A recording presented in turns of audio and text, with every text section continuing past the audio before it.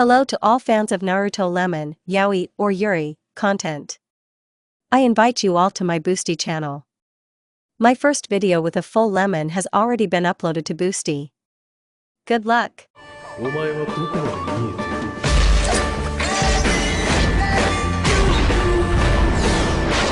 ている。俺の死に様か。 We're under attack here. We'll try to hold off the enemy here, you go, said Ji-san. We need to keep them out of the center, otherwise it will be very difficult. Minato thought. Naruto, Kakashi, the eastern part of Konoha falls on you.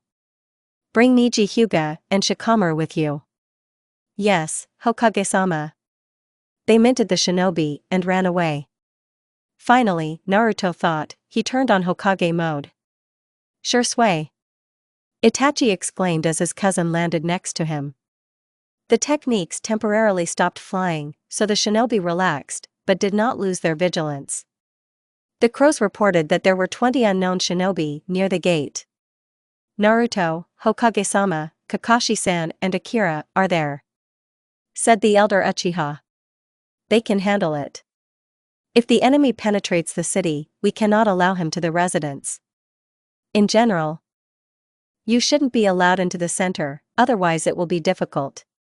Sasuke thought, holding his sword in his hand. Let's split up. Took command of Shursui as the eldest.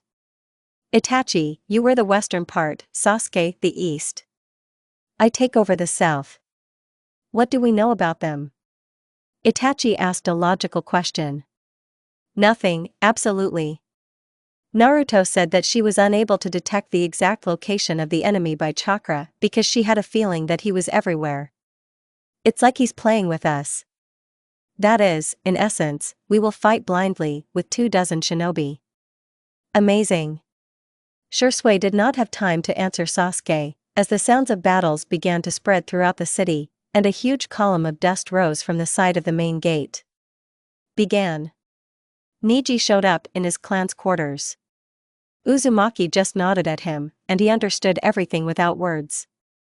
Leaving his family to the rest of the clan, the heir ran up to Naruto, and together they headed towards Kakashi, who had already managed to reach the position. Shika was found along the way.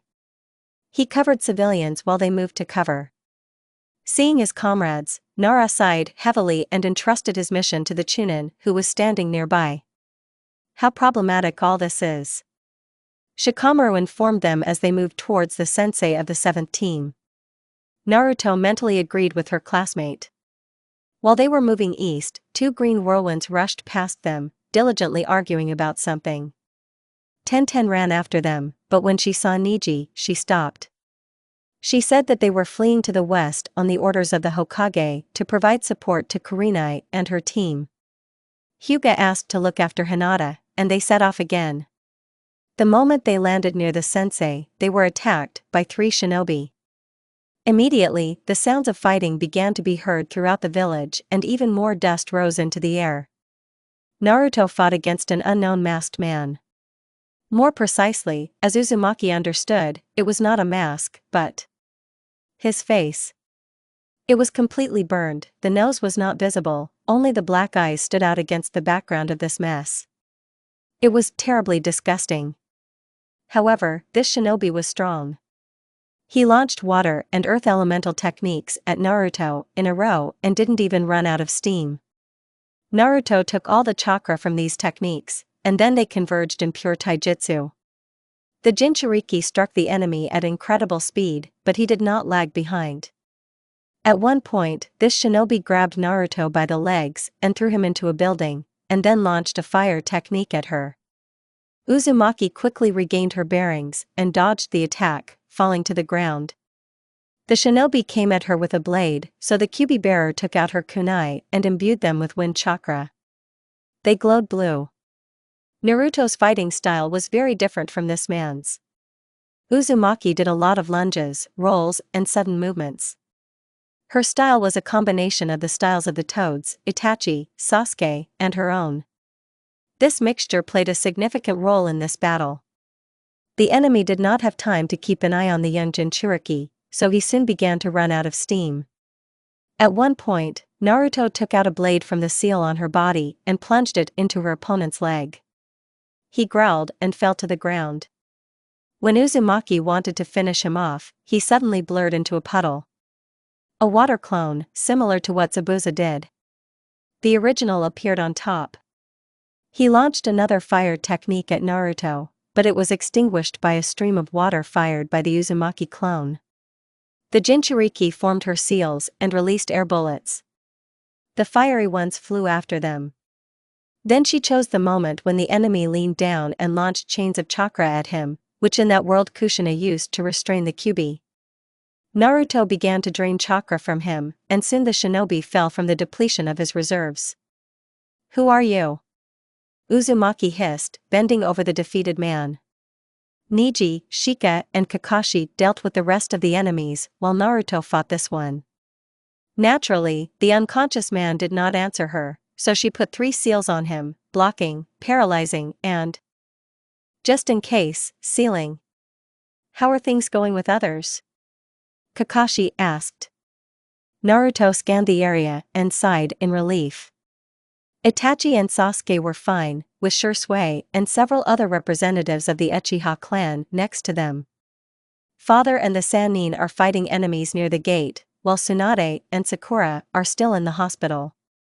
Rin, Kushina, and Akira were found next to them. The enemy is moving towards the center.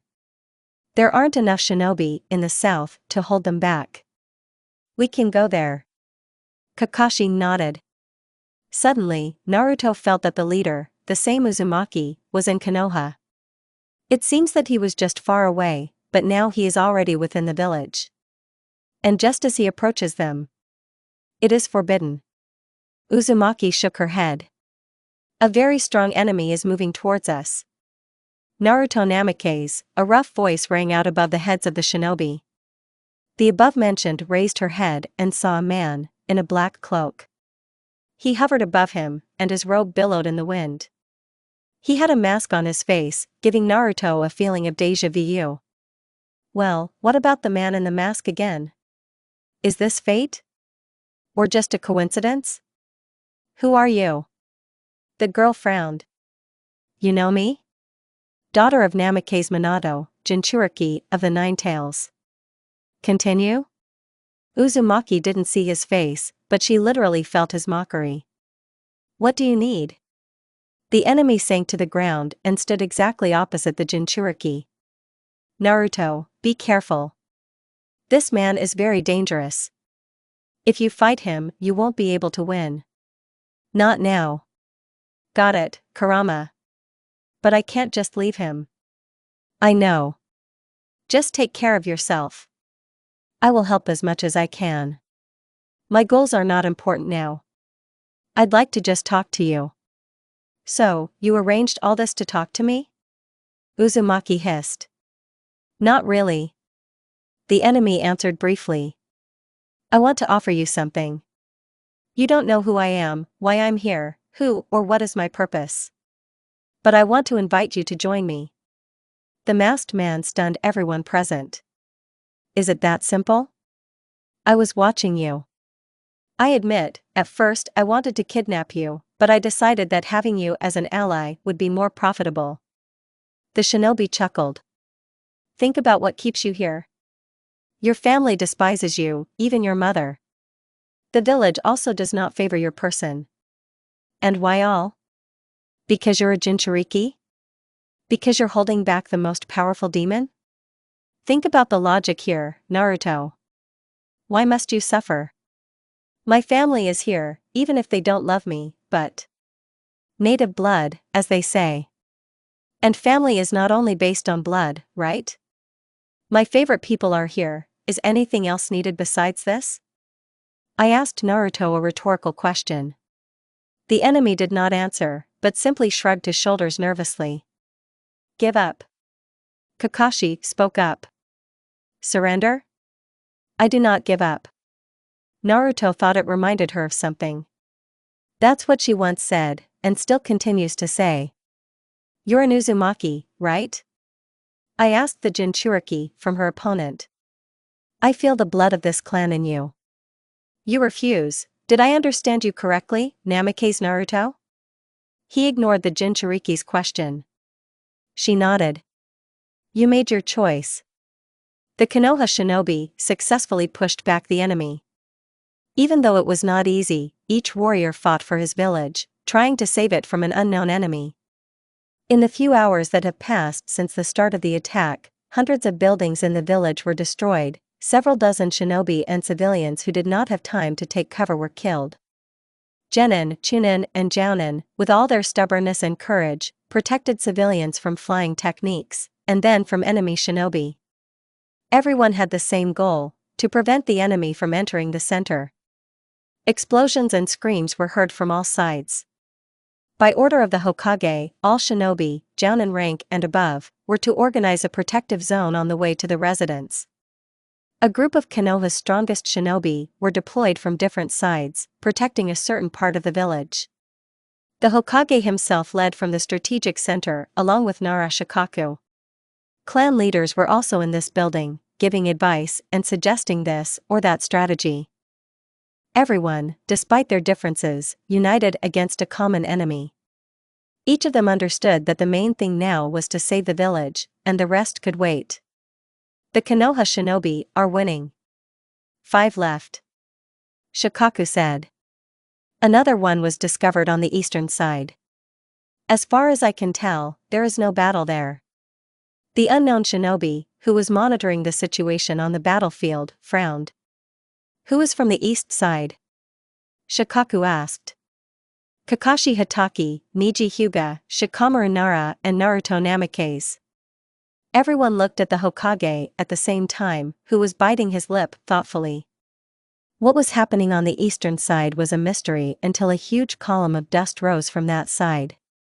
Naruto was exhausted. The battle with this unknown shinobi had begun about 15 minutes ago, but her strength was becoming less and less with each passing second. And the enemy doesn't seem to be fighting at all.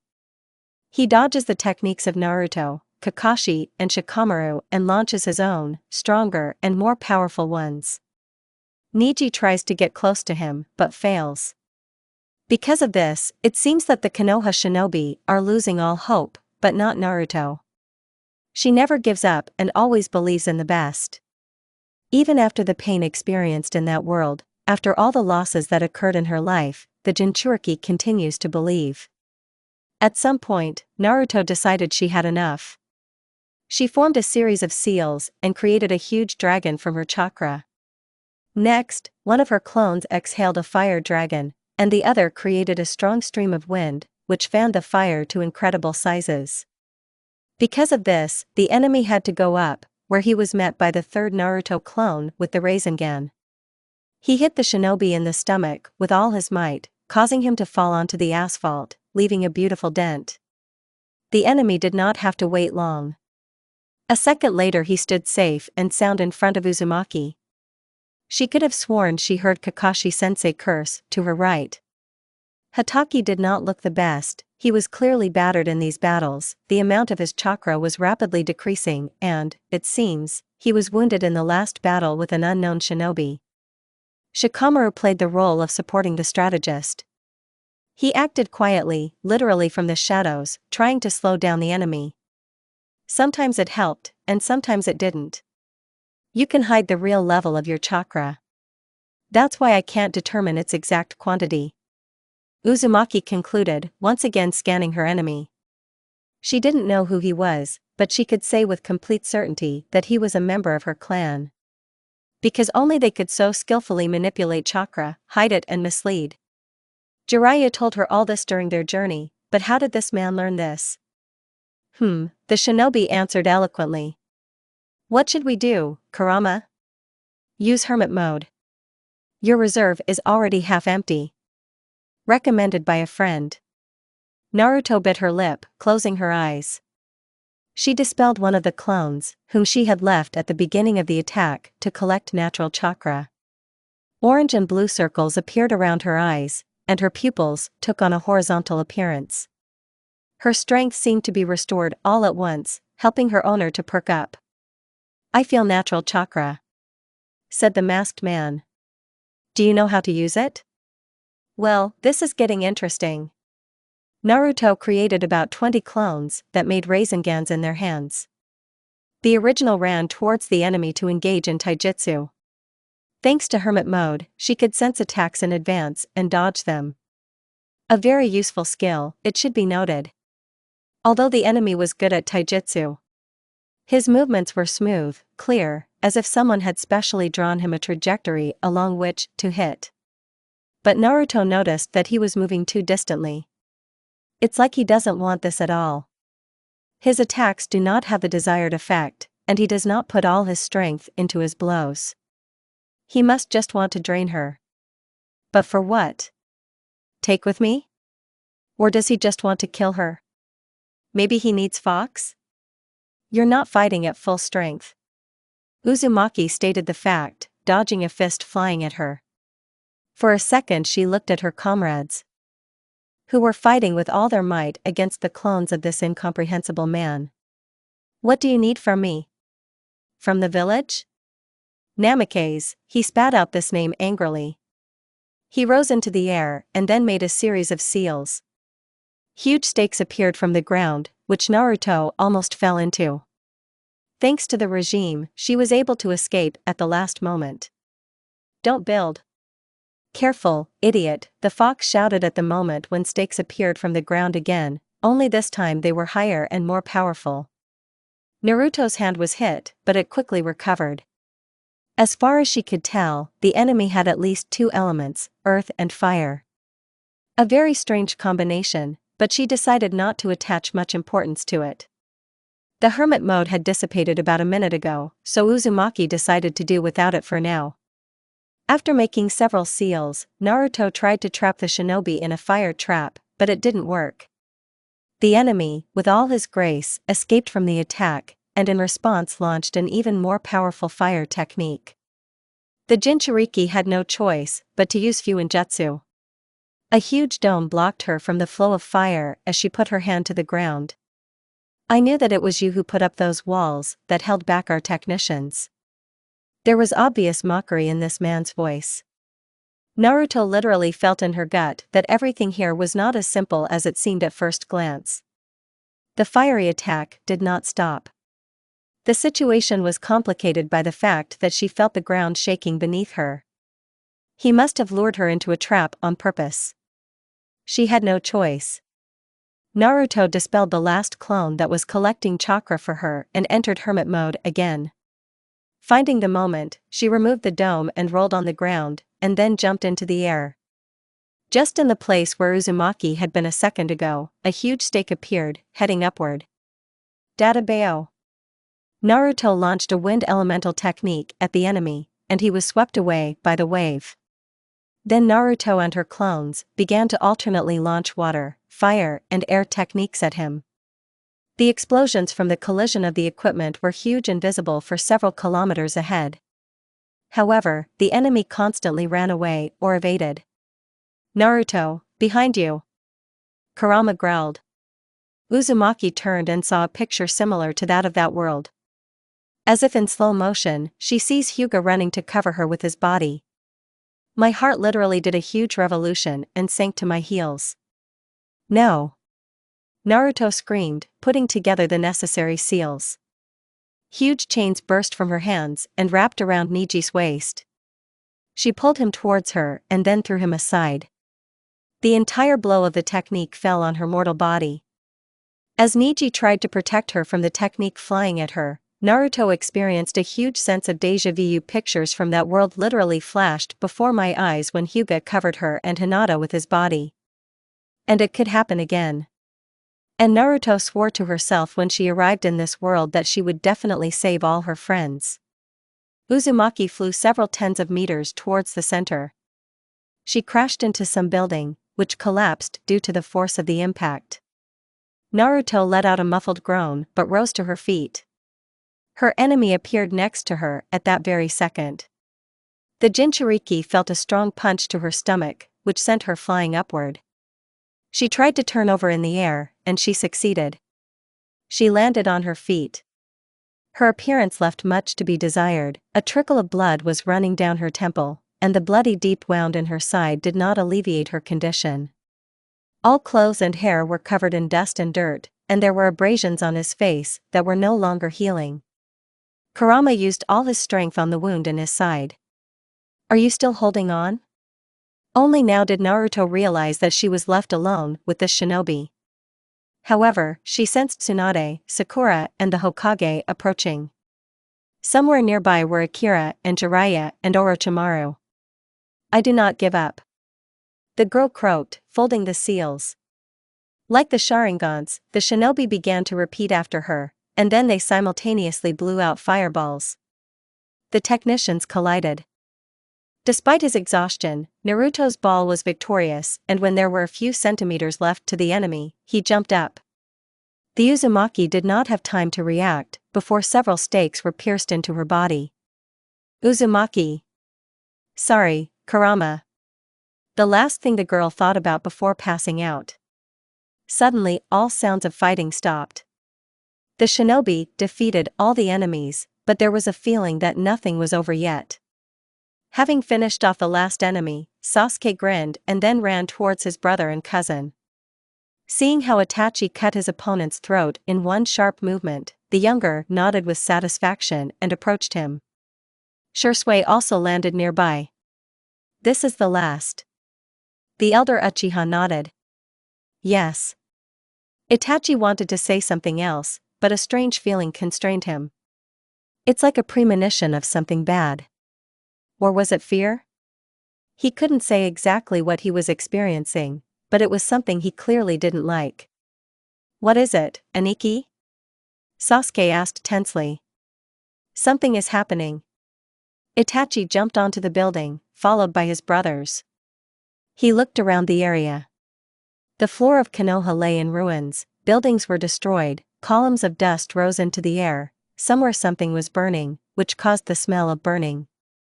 And the Uchiha is simply sure that there are a considerable number of victims who suffered in this battle. In the distance, he saw several shinobi moving towards the east.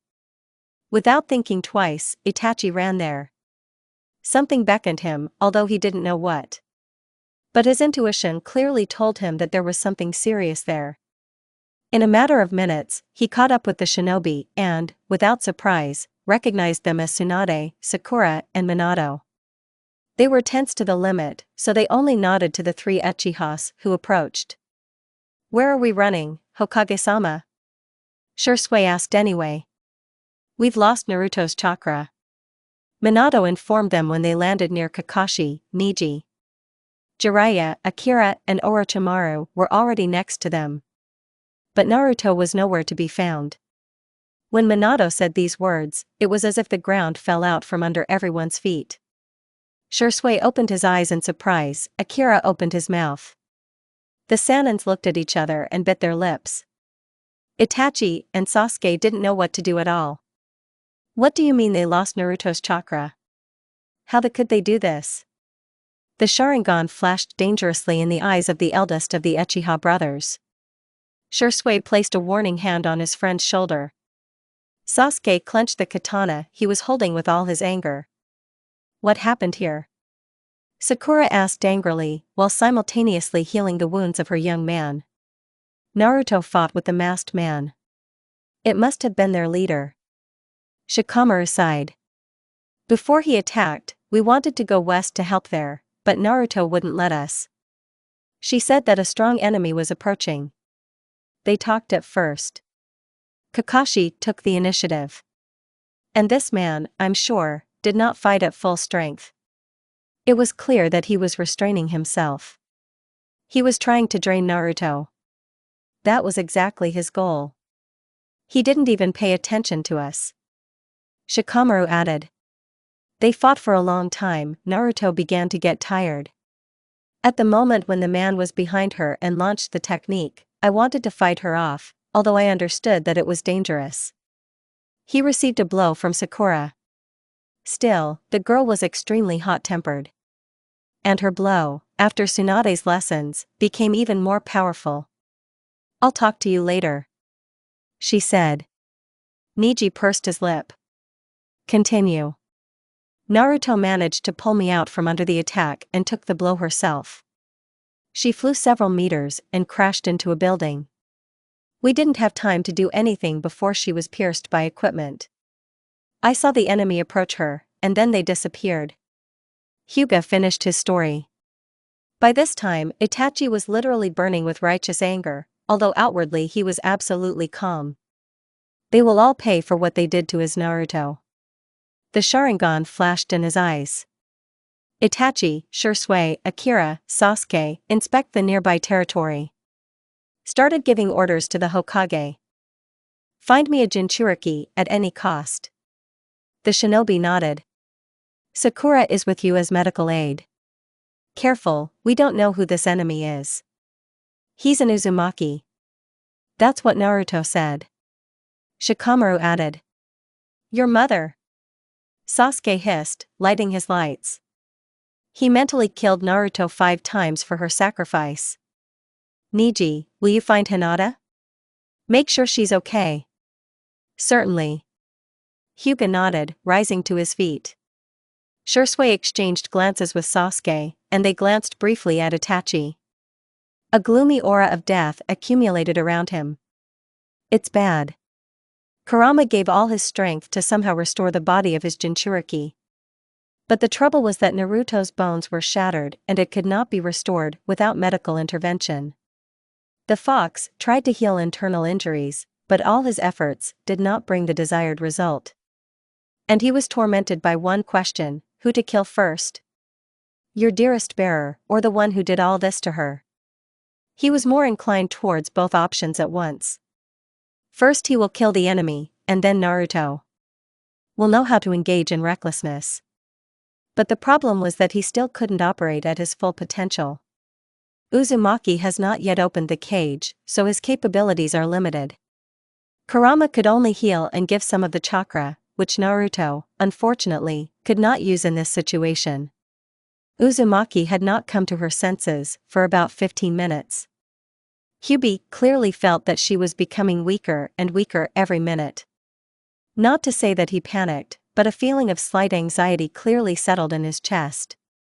He was not ready to change his Jinchuriki, they had been together for so many years. Yes, and Hyuga got used to this knock on his head. They went through fire, water, and Madara and Tsukiyami. What do they mean by some strange guy? It is so?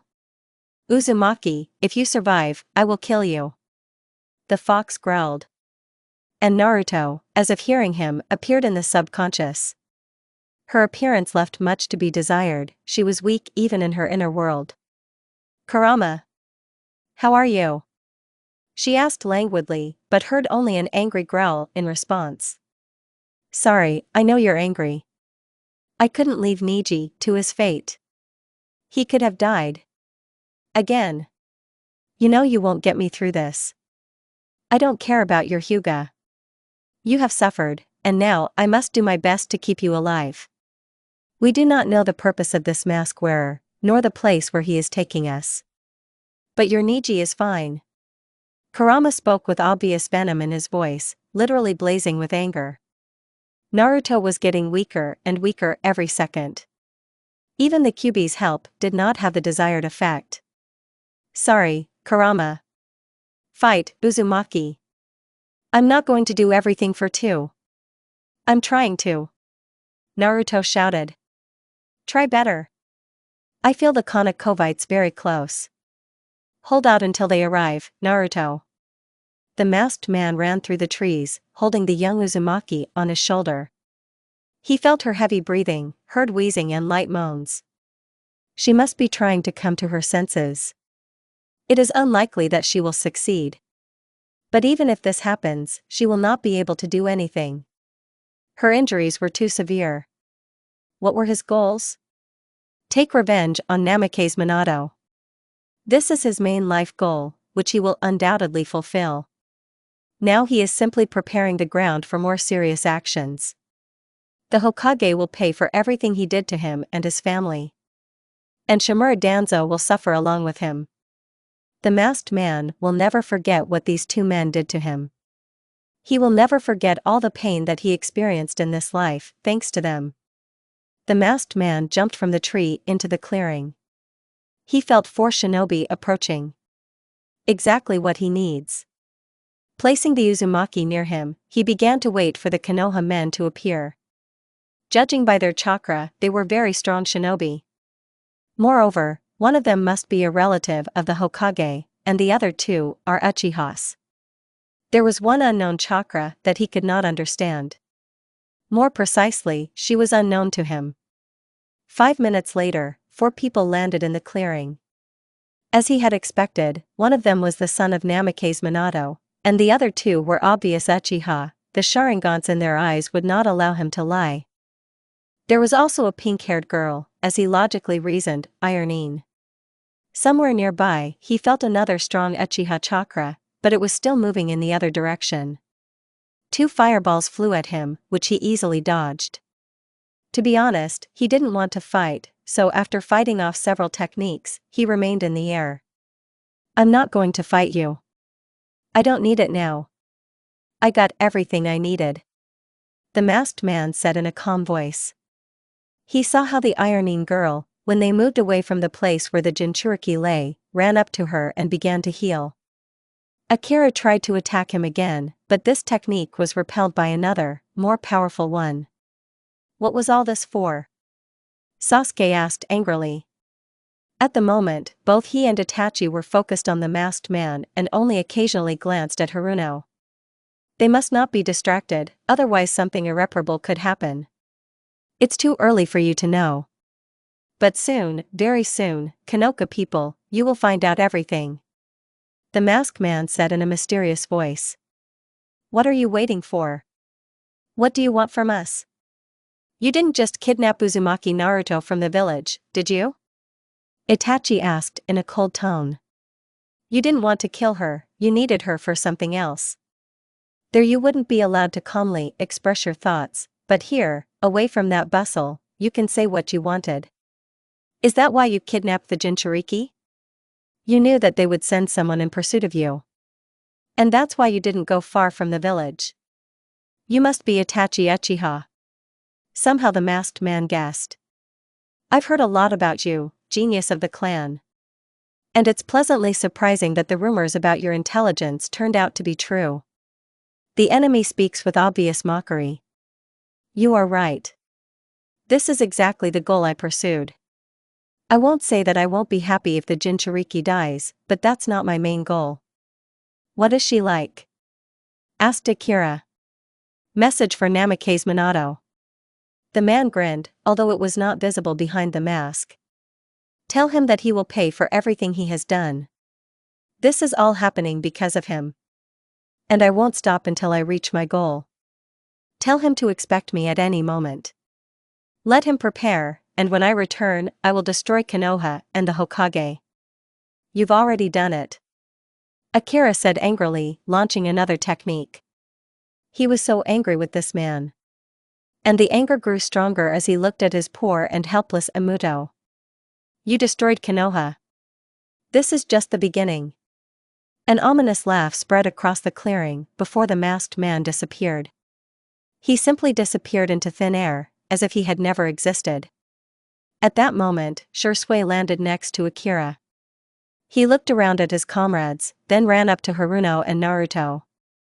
Naruto needs to go to the hospital immediately. Akira, what is your harassment? Almost all of my marks in Konoha have been destroyed. Namikaze analyzed his feelings. I can move to the Hokage. Let's hope he's not far from the hospital. Or Tsunade next to him. Said Shursui. Sakura, what do you say? She is very weak. The fox keeps her alive, but he won't last long.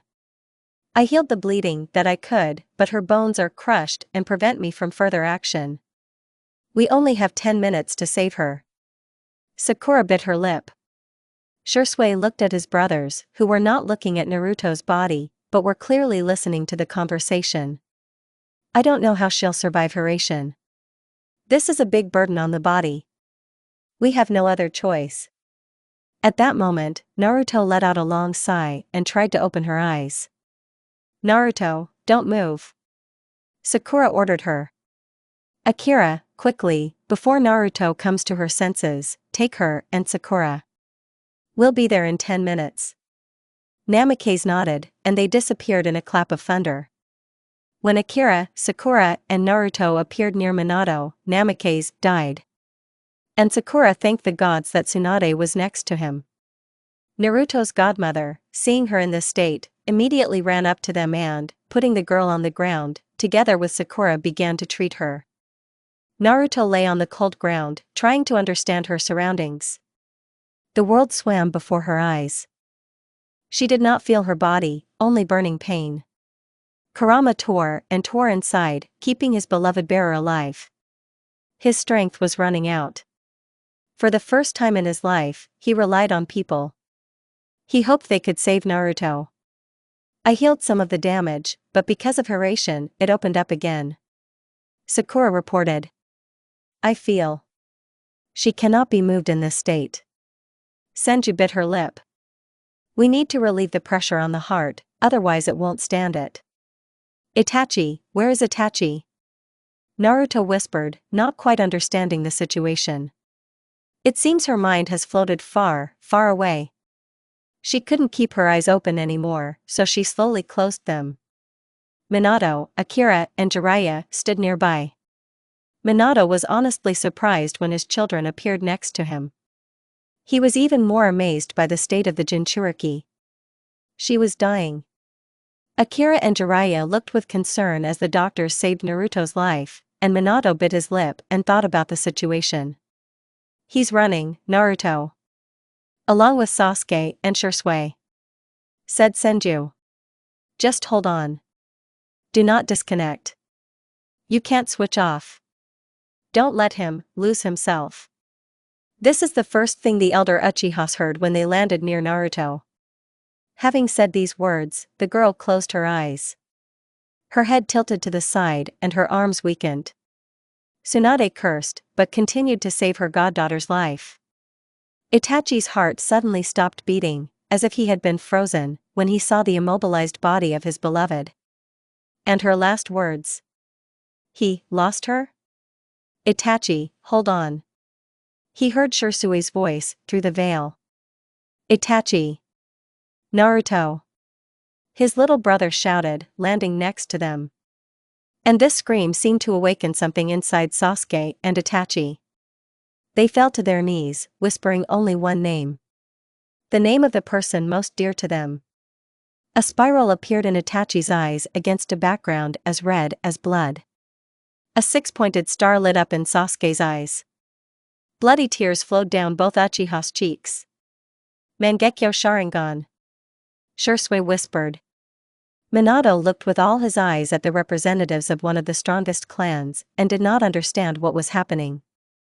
Shisui, is she dead? Itachi asked his friend. He just pursed his lower lip. He was about to answer, but his best friend again prevented him from doing so. I couldn't lose her. I can't live without her, Shisui. The Uchiha spoke quietly, so that even Shisui had trouble hearing him. Itachi, his best friend, sat down next to him, hugging him. Hinata, who had arrived in time, sat next to Sasuke, saying something to him and stroking his back. I love her, said the genius of the clan. He said it so loudly that everyone standing nearby heard it. Minato and Akira held their breath, Sakura and Tsunade pursed their lips. They must save her. Must. I know, Itachi. I know you love her. That's all Shisui said in response. She loves you too. And he won't leave you, do you hear? Naruto will live because her loved ones are here. Sasuke is here, you, her godparents and family. She will never leave you, just believe in her. At this moment, Uzumaki let out a ragged sigh. Her eyelids fluttered and her lips parted. She is alive. She will live. Tsunade exhaled. We need to go to the hospital urgently. The fox won't be able to heal his broken bones if we don't help. And he won't be able to keep her alive for long. She needs urgent surgery. Itachi and Sasuke no longer heard anything. She's alive. Naruto woke up 5 days after the attack on Konoha. People have already come to their senses, began to rebuild the village anew, lick and heal their wounds. Both mental and physical. Most civilians hid in a shelter, reacting in time to the evacuation announcement. But there were also those who could not do this. They died from the people of the masked man. Sasuke. The girl quietly called her best friend. He shuddered, looked at her, and sighed heavily. I'm glad to see you too, team. Dobe, you. He simply did not have words to describe everything that he was experiencing now. When Sasuke saw Naruto lying unconscious in a pool of her own blood, all the moments and memories that were associated with her flashed through his head. The Uchiha remembered how they fought at the academy, how they despised and humiliated each other, while at the same time taking an example from the other. He also remembered their battles, when they covered the backs of their comrades, fought together against the strongest and most dangerous enemies. And also remembered that he himself almost killed his best friend. With my own hands, like Itachi once did. Naruto was always on his side, saving and helping, trying to guide him on the right path, but he only rejected it, saying I don't need bonds. And then I realized that these ties make a person many times stronger when they lay in the middle of the valley of the end after the decisive battle. That battle when they lost their hands, but gained something more important and indestructible. And then, seeing how the person who saved him and brought him back to life simply dies, his inner world was shaken. He couldn't protect her the way she once protected him. I couldn't. He fell to his knees and screamed. Sasuke Uchiha screamed for the first time in his life after losing his best friend. And then a real fire flared up in the eyes and a 6-pointed star appeared. Sasuke didn't notice the pain, the tears, he didn't even notice Hinata. He cried silently, very quietly, and his bride stroked his back and reassured him. Naruto stood before my eyes, smiling and cheerful. And somewhere nearby, Itachi was crying, who was also losing a piece of himself. She is alive. Tsunade's words sounded through the veil. And this became the trigger. Sasuke sobbed, and tears flowed down his face with renewed vigor. Hush, Sasuke, Naruto is alive, do you hear? She will live. Hinata said then. He felt the already familiar pain and burning in his eyes. Really awakened, a thought began to race in the teenager's head. Naruto was quickly rushed to the hospital to undergo surgery. Thank Kami, the hospital was not destroyed. The operation lasted for several hours. In the end, Shursui could not stand the nervous Uchihas and sent the brothers into a deep sleep. So that they don't flicker before your eyes. Sasuke came to his senses the next day. Itachi sat next to him and looked out the window. How is she? Alive, the operation was performed. All that remains is to rely on Fox. Will he save her? Kurama will do it. He won't leave Naruto. Sasuke said convincingly. You woke him up too, didn't you? Mangekyo Sharingan. Instead of answering, Itachi looked at him with a spiral in his red eyes. Sasuke flashed his 6-pointed star. She's my best and only friend, I thought I lost her. And I love her. She is my world. The elder Uchiha smiled. You knew that, right? Certainly. I know you better than you know yourself and each other. Sasuke snorted. And then he laughed. Apparently out of relief. You're an idiot.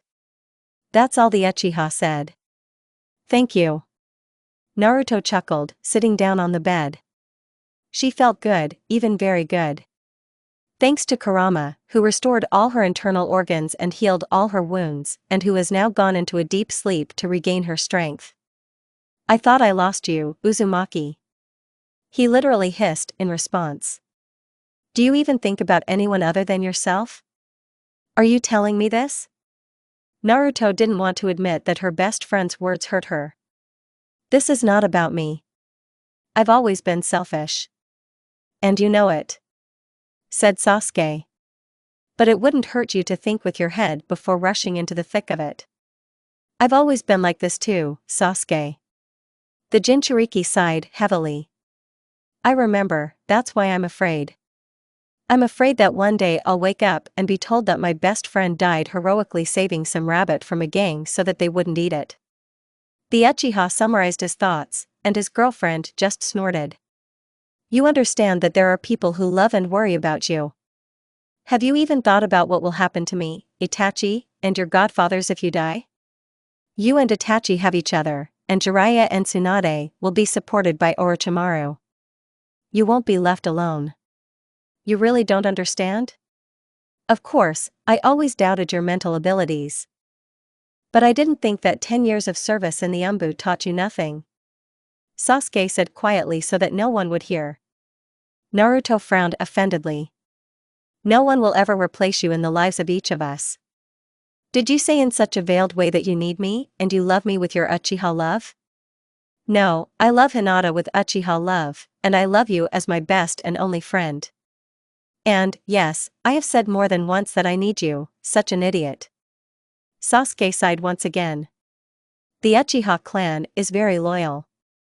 If one of us finds a soulmate or a best friend, then they are with him to the end. Until your or his death. And after her, it is difficult for them to find someone else who could fill the emptiness in their heart. It's rare that anyone has managed to do this. Please, Naruto, I don't want to spend the rest of my life blaming myself for not being able to save or protect you. I have too many sins to worry about anymore. I understood you. Uzumaki nodded.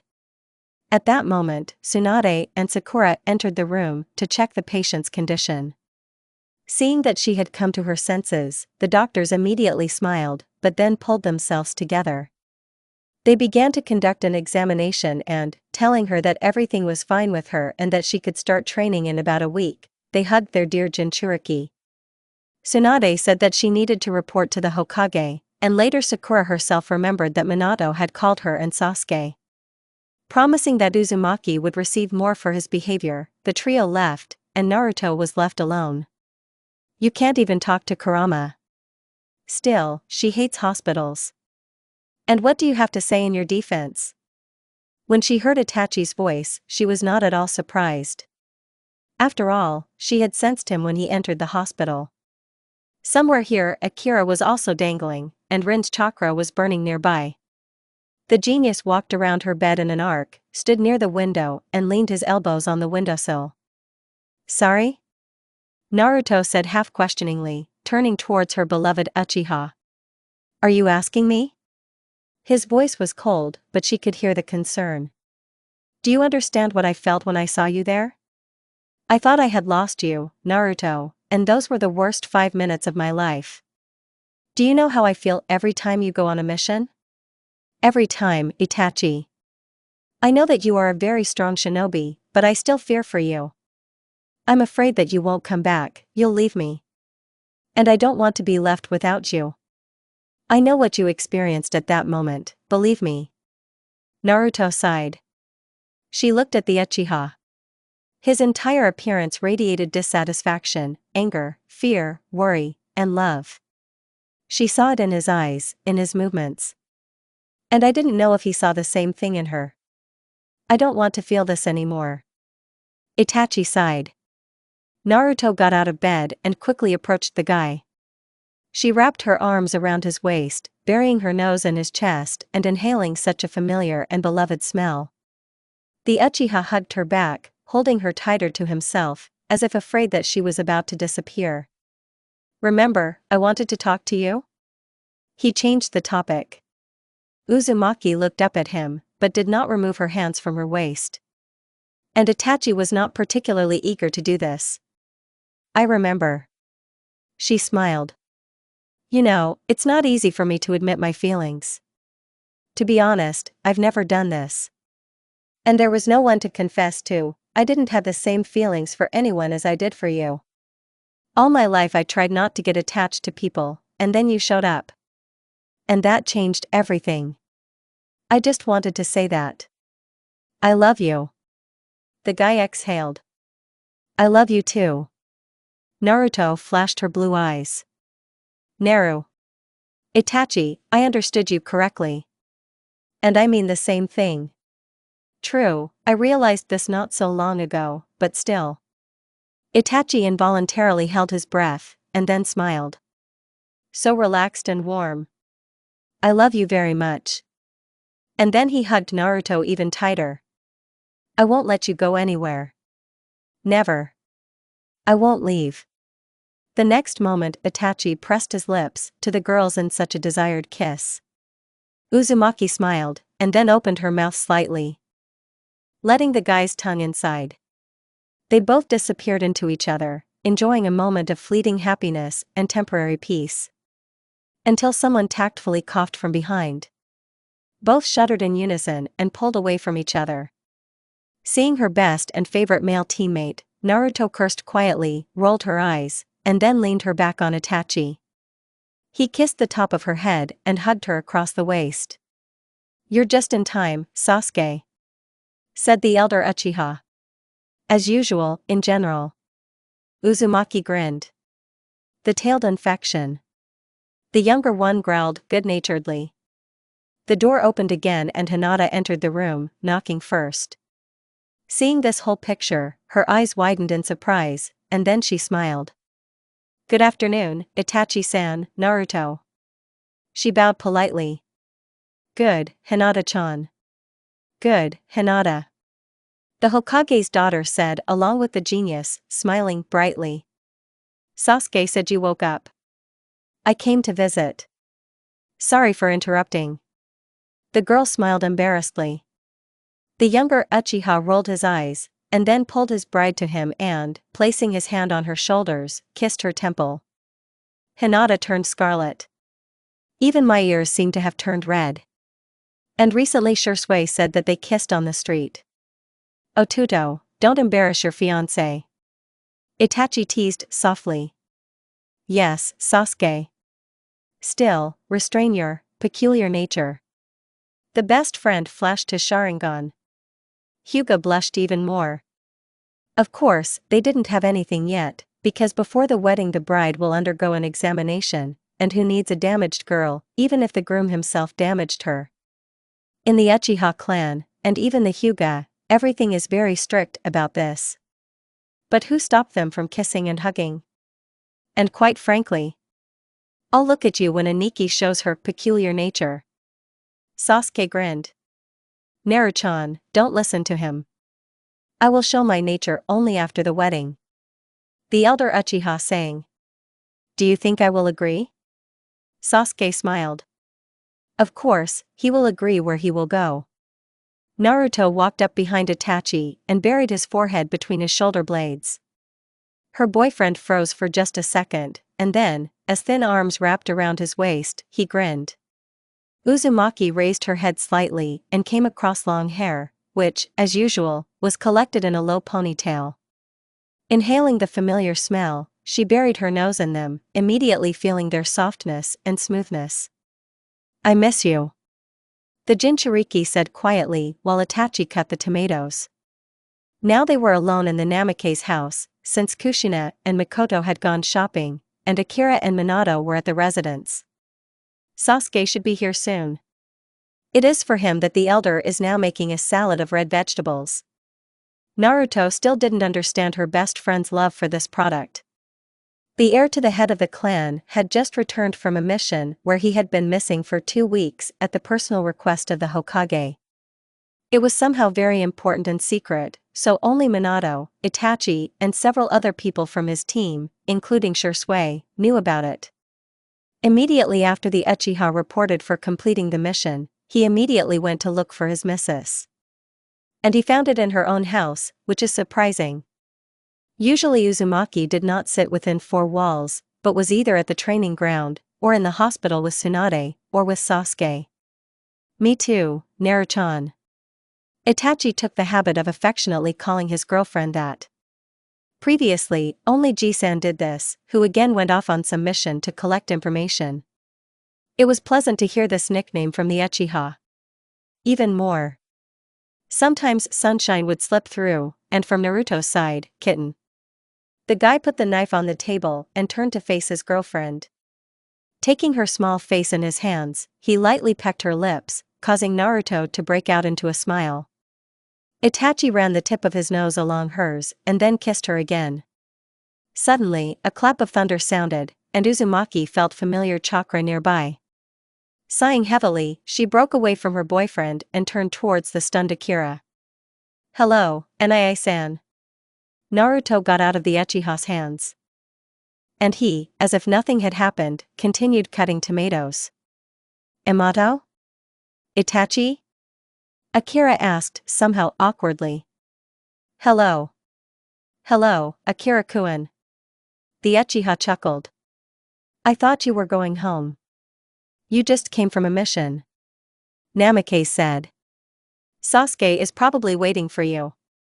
"I'm not really looking forward to it," said the above-mentioned, drawing attention to himself. He came just a second ago, having heard the end of the sentence.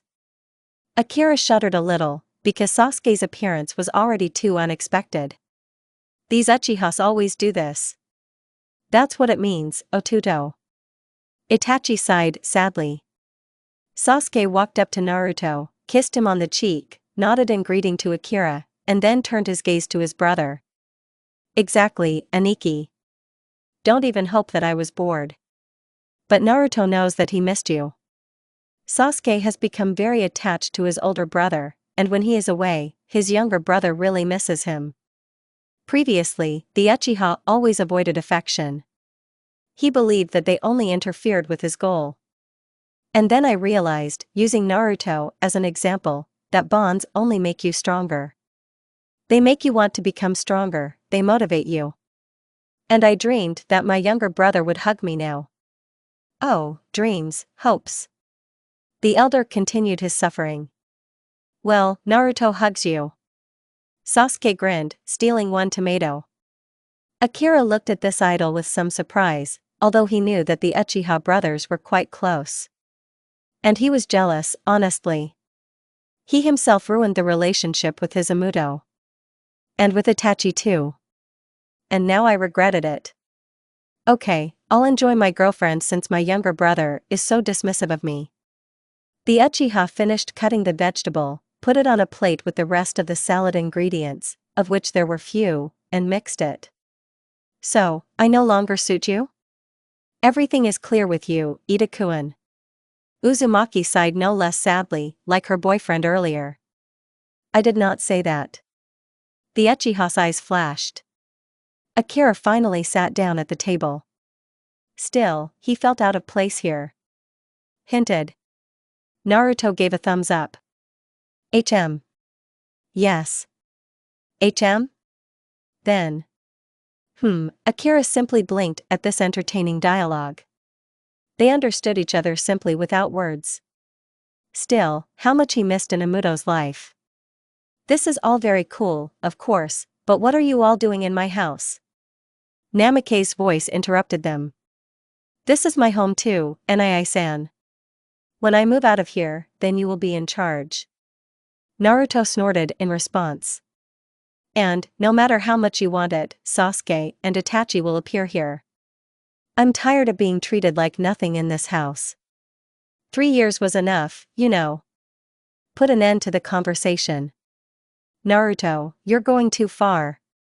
Sasuke inserted a word. "Still, Akira-san is your brother, and the eldest." "I know, but that didn't stop him from treating me like trash and a demon for several years." Ignoring Akira, who was pale as snow, Uzumaki continued. "You and your brother are lucky, Sasuke. Itachi always supported you. I also wanted such an Nai-san, but, alas, fate decreed otherwise. Naruchan, I think Akira already understands everything." Itachi nodded at his comrade, who did not dare to speak. Naruto hit him right in the heart. According to the patient himself. "And I'm glad that I have a brother like Itachi, but is it necessary to put so much pressure on Akira? They are completely different, Naruto." "Naruto, he's right. I feel such a sense of guilt and sadness from your brother that I'm about to choke on it myself." The red-haired schizophrenia spoke up. This is exactly what I wanted. He needs to feel and understand, then he will show his true feelings, and not his rage and anger. While Naruto was having a visual dialogue with Sasuke, and a mental dialogue with Kurama, Itachi looked at his girlfriend's older brother and saw everything that Uzumaki wanted. He understood her idea a long time ago, and that's why he didn't get involved in this matter. Until this moment. Let's go talk, Akira. Itachi said, pushing away from the table and passing by his comrade. What did you want? Namikaze asked wearily when they went out onto the porch of the house. The bustle of Konoha, which has always been here, immediately caught my eye. Familiar and dear. Conversations could be heard, people were going somewhere or returning. Many came with packages or bags. A bunch of children, it seemed, civilians, were running by. They laughed merrily and played catch. A simple and carefree childhood like no other shinobi had. And it won't, because they are the defenders of the village. They must study and work hard to protect the common people. But aren't they people? You understood what Naruto wanted, right? Did you understand all the pain that she experienced as a child? Itachi asked. Remember, I told you that our younger ones are our support. Akira nodded. You never took my advice. You missed Naruto, okay? She is no longer the same girl she was 4 years ago. Naruto is completely different, and you need to find an approach to her. If you want to save at least something from your relationship. What should I do? Be honest and open with her. I don't know her at all. Do not you know?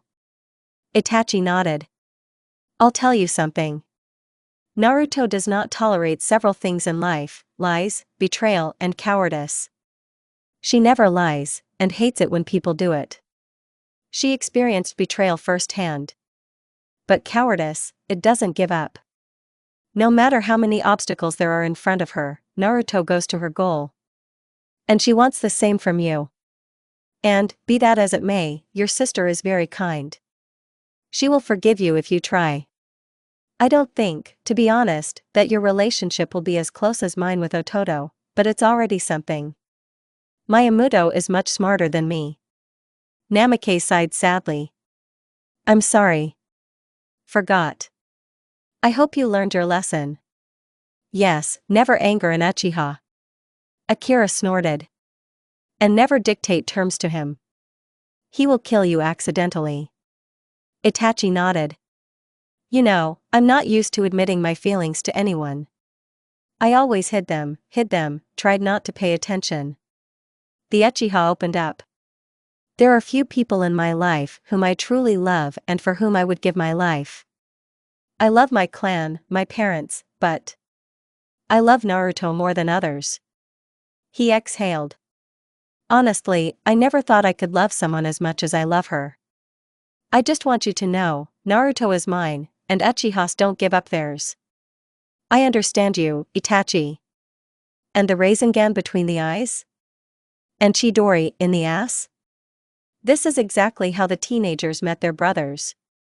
They stood opposite each other like angry lions, resting their hands on the table. Akira even thought that Sasuke's Sharingan flashed in his eyes, and Naruto's had red eyes with a narrow pupil. A terrible CI was in the air. Moreover, it was clearly these two who released it. One can only guess what happened between them during the 15 minutes of absence of the older brothers. Itachi walked into the kitchen as if not noticing. He took a bowl of salad from the table and placed it in front of Sasuke. Then he took out the ramen he bought on the way here from the refrigerator and presented it to Naruto.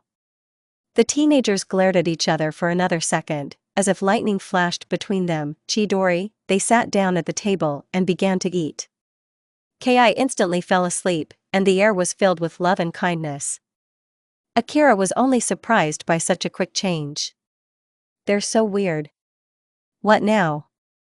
The Uchiha asked a few minutes later, when his children finished eating. Nothing. The teenagers muttered at the same time. Itachi resisted the urge to hit his head on the table. Naruto. He repeated with emphasis. I will not say. and a light blush appeared on her cheeks. Interesting. Sasuke, what did you say again? The Uchiha sighed again. I feel so old compared to these children, even though they are only 5 years younger. This is for Akira. Well, don't babysit us then. Naruto muttered offendedly. Itachi resisted the urge to sigh softly. Still, the girl was extremely sweet. So I love you. If we don't babysit you, you'll kill each other. And that's all. Yes, and you will get yourself into something you don't need. You could always find adventures for yourself, on your own. Aniki. Sasuke snorted. Goat. Anything for you, Otuto. Itachi grinned. How could you think that I would kill my best friend? Uzumaki was deliberately indignant. Sasuke and his brother raised their right eyebrows in unison and then chuckled. I still hope so. They rumbled in my head. Naruto mentally rolled her eyes. At least something remains the same. Kurama still can't stand the Uchihas. He even tried several times to straighten the brains of his stupid Jinchuriki, who for the second time gets involved with the most terrible and disgusting clan in the universe. Red-eyed pests. Naruto muttered. That was a shame, Naruto. A voice said behind Akira, causing him to flinch again. When will this end? His sister smiled kindly behind him, Itachi snorted, and Sasuke rolled his eyes, not even trying to hide it. Hello to you too, Shursui. She said with a wide smile. The elder Uchiha came out from behind Akira, revealing himself to his eyes. He shook Nii-san Naruto's hand, patted Itachi on the shoulder, and snorted at his little brother. What did you forget here? The not last of the Uchiha asked rudely. Fubi like that, Sasuke-chan. Shursui answered cheerfully. Maybe I came by to check on Naruto? I might get bored. Who did you miss there, Shirkuan? The middle one from the red-eyed clan inquired insinuatingly, but with a bit of humor. For you, dear cousin, for you. The genius of the clan got out. For the life of me, this Uchiha is definitely my favorite of the least favorites. Kurama neighed. Amazing man. Did I just come in? Hokage-sama ordered to find you and bring you to his residence. He has something important. Since you all ended up here, I was very lucky and didn't have to run all over the village. You called, Hokage-sama? Naruto asked when she found herself in her father's office. Itachi, Sasuke, and Akira stood next to her, and a huge wave of tension emanated from them. Minato glanced at everyone who approached and sighed heavily. The recent attack was organized by an unknown organization. The only thing we know is that they want the Nine Tails. Therefore, it is necessary to place its carrier in a safe place.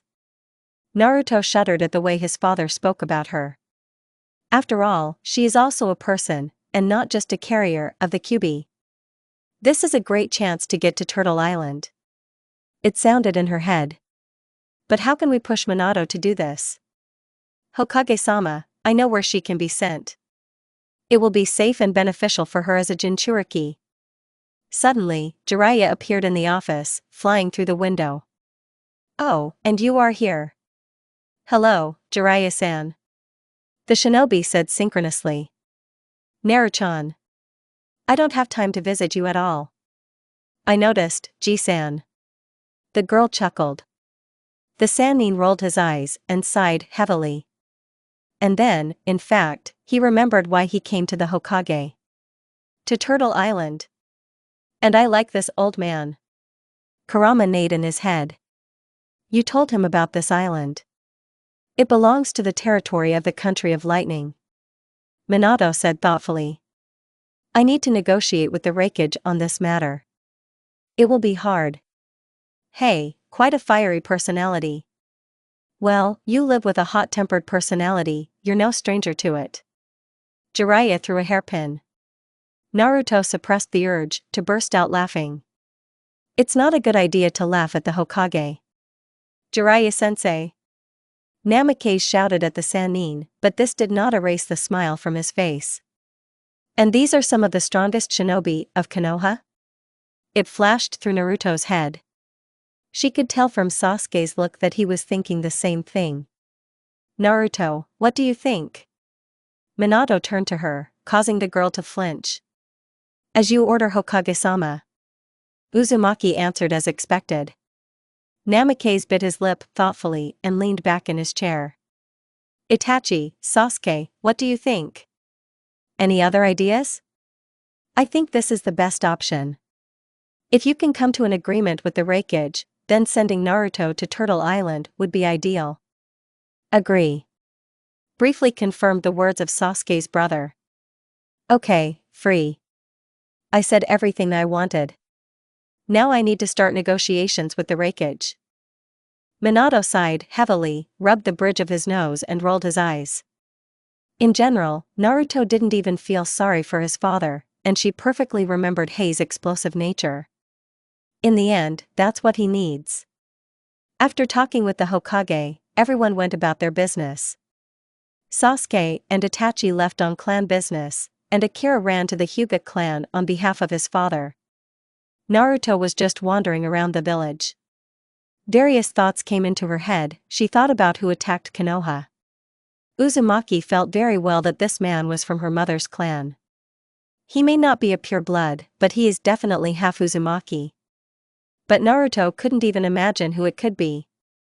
After the destruction of Uzushiogakure, as far as the Jinchuriki knew, the surviving Uzumaki representatives scattered across the country. In that life, Naruto met some, Karen, Nagato, and a few others where she traveled. She didn't know what the fate of the remnants of her clan would be in this world, but she didn't think that any of them would want to attack Konoha.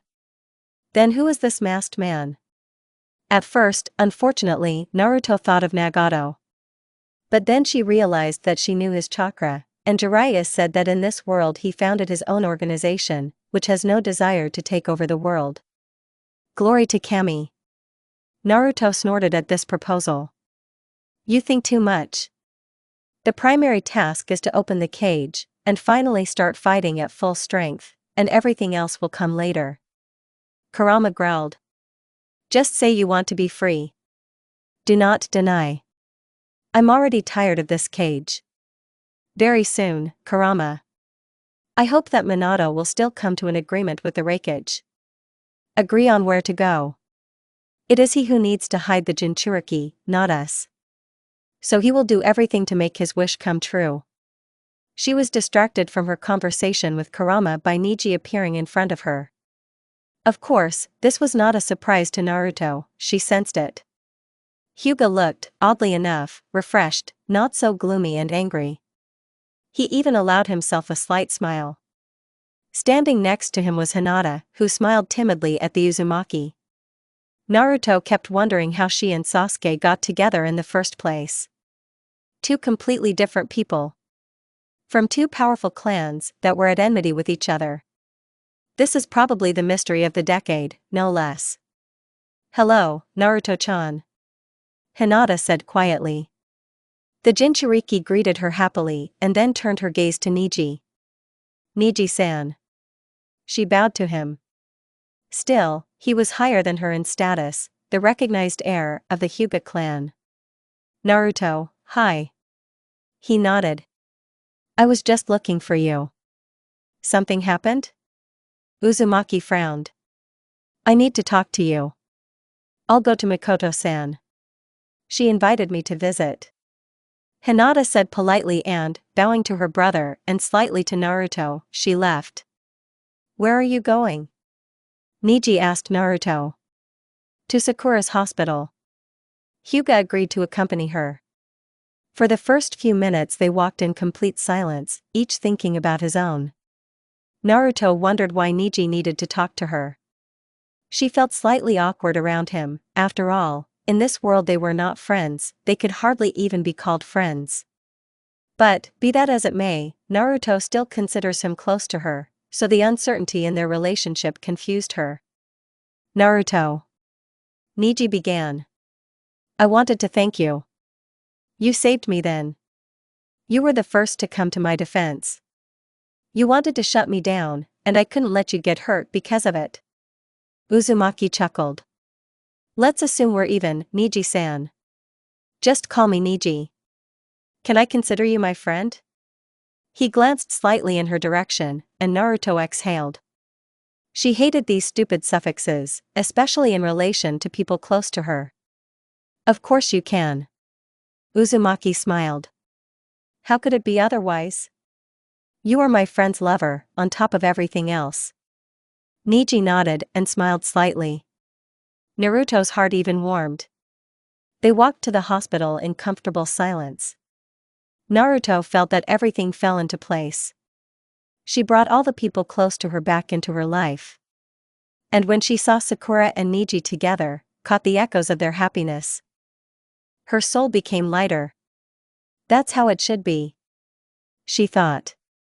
That evening, Naruto sat on one of the training grounds that had not been damaged by the masked man. She was reading an uninteresting book about chakra. Well, how did you read it? I just flipped through the pages periodically. Her thoughts were far from the book. She thought about how she had changed in this world, how Sasuke had changed. She didn't spare Sakura either. She thought about everyone together and about everyone separately. Indeed, this world has changed her. Although several years of service in the ANBU had made her a tactician, a strategist, and a more thoughtful person, all the stupidity, as Kurama said, had not come out of her.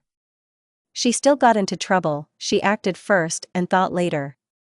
Finding yourself in a parallel world is one of these troubles. But it was precisely because of this that she became different. The need to hide, to maintain her image, hardened her. Here it was no longer possible to act rashly, you would unwittingly get caught. Therefore, from the first day of her stay here, Naruto came to her senses, so to speak. And then it became her way of life. Uzumaki began to think about her actions, to develop her thinking so as not to get into trouble. The appearance of Itachi in Naruto's life also played a significant role. He became her world, literally. Feelings changed every year, and Uzumaki herself changed with them. Kurama, to put it mildly, was amazed at his bearer. And Sasuke noticed obvious changes in the Jinchuriki, his best friend. What about the Uchiha? He is, as he was before, a unique person. His difficult character did not change in the parallel world, but he became softer. Still, the presence of a family, even if it is also unique, changes a person. If in that world his thirst for revenge intensified, his anger towards everyone and everything appeared, then in this world this became much less. Of course, where would an Uchiha be without pride and contempt for all living and inanimate beings? That's right, nowhere. It's in the blood of the entire clan. But the tender care of his brother, the instructions of his father, and the love of his mother reduced the manifestation of all this to a minimum. More precisely, to the possible minimum of Uchiha. However, Naruto knew that Sasuke was tormented by feelings of guilt, pain, and regret. Because of what he did in that world that he didn't do. And it will always haunt the Uchiha.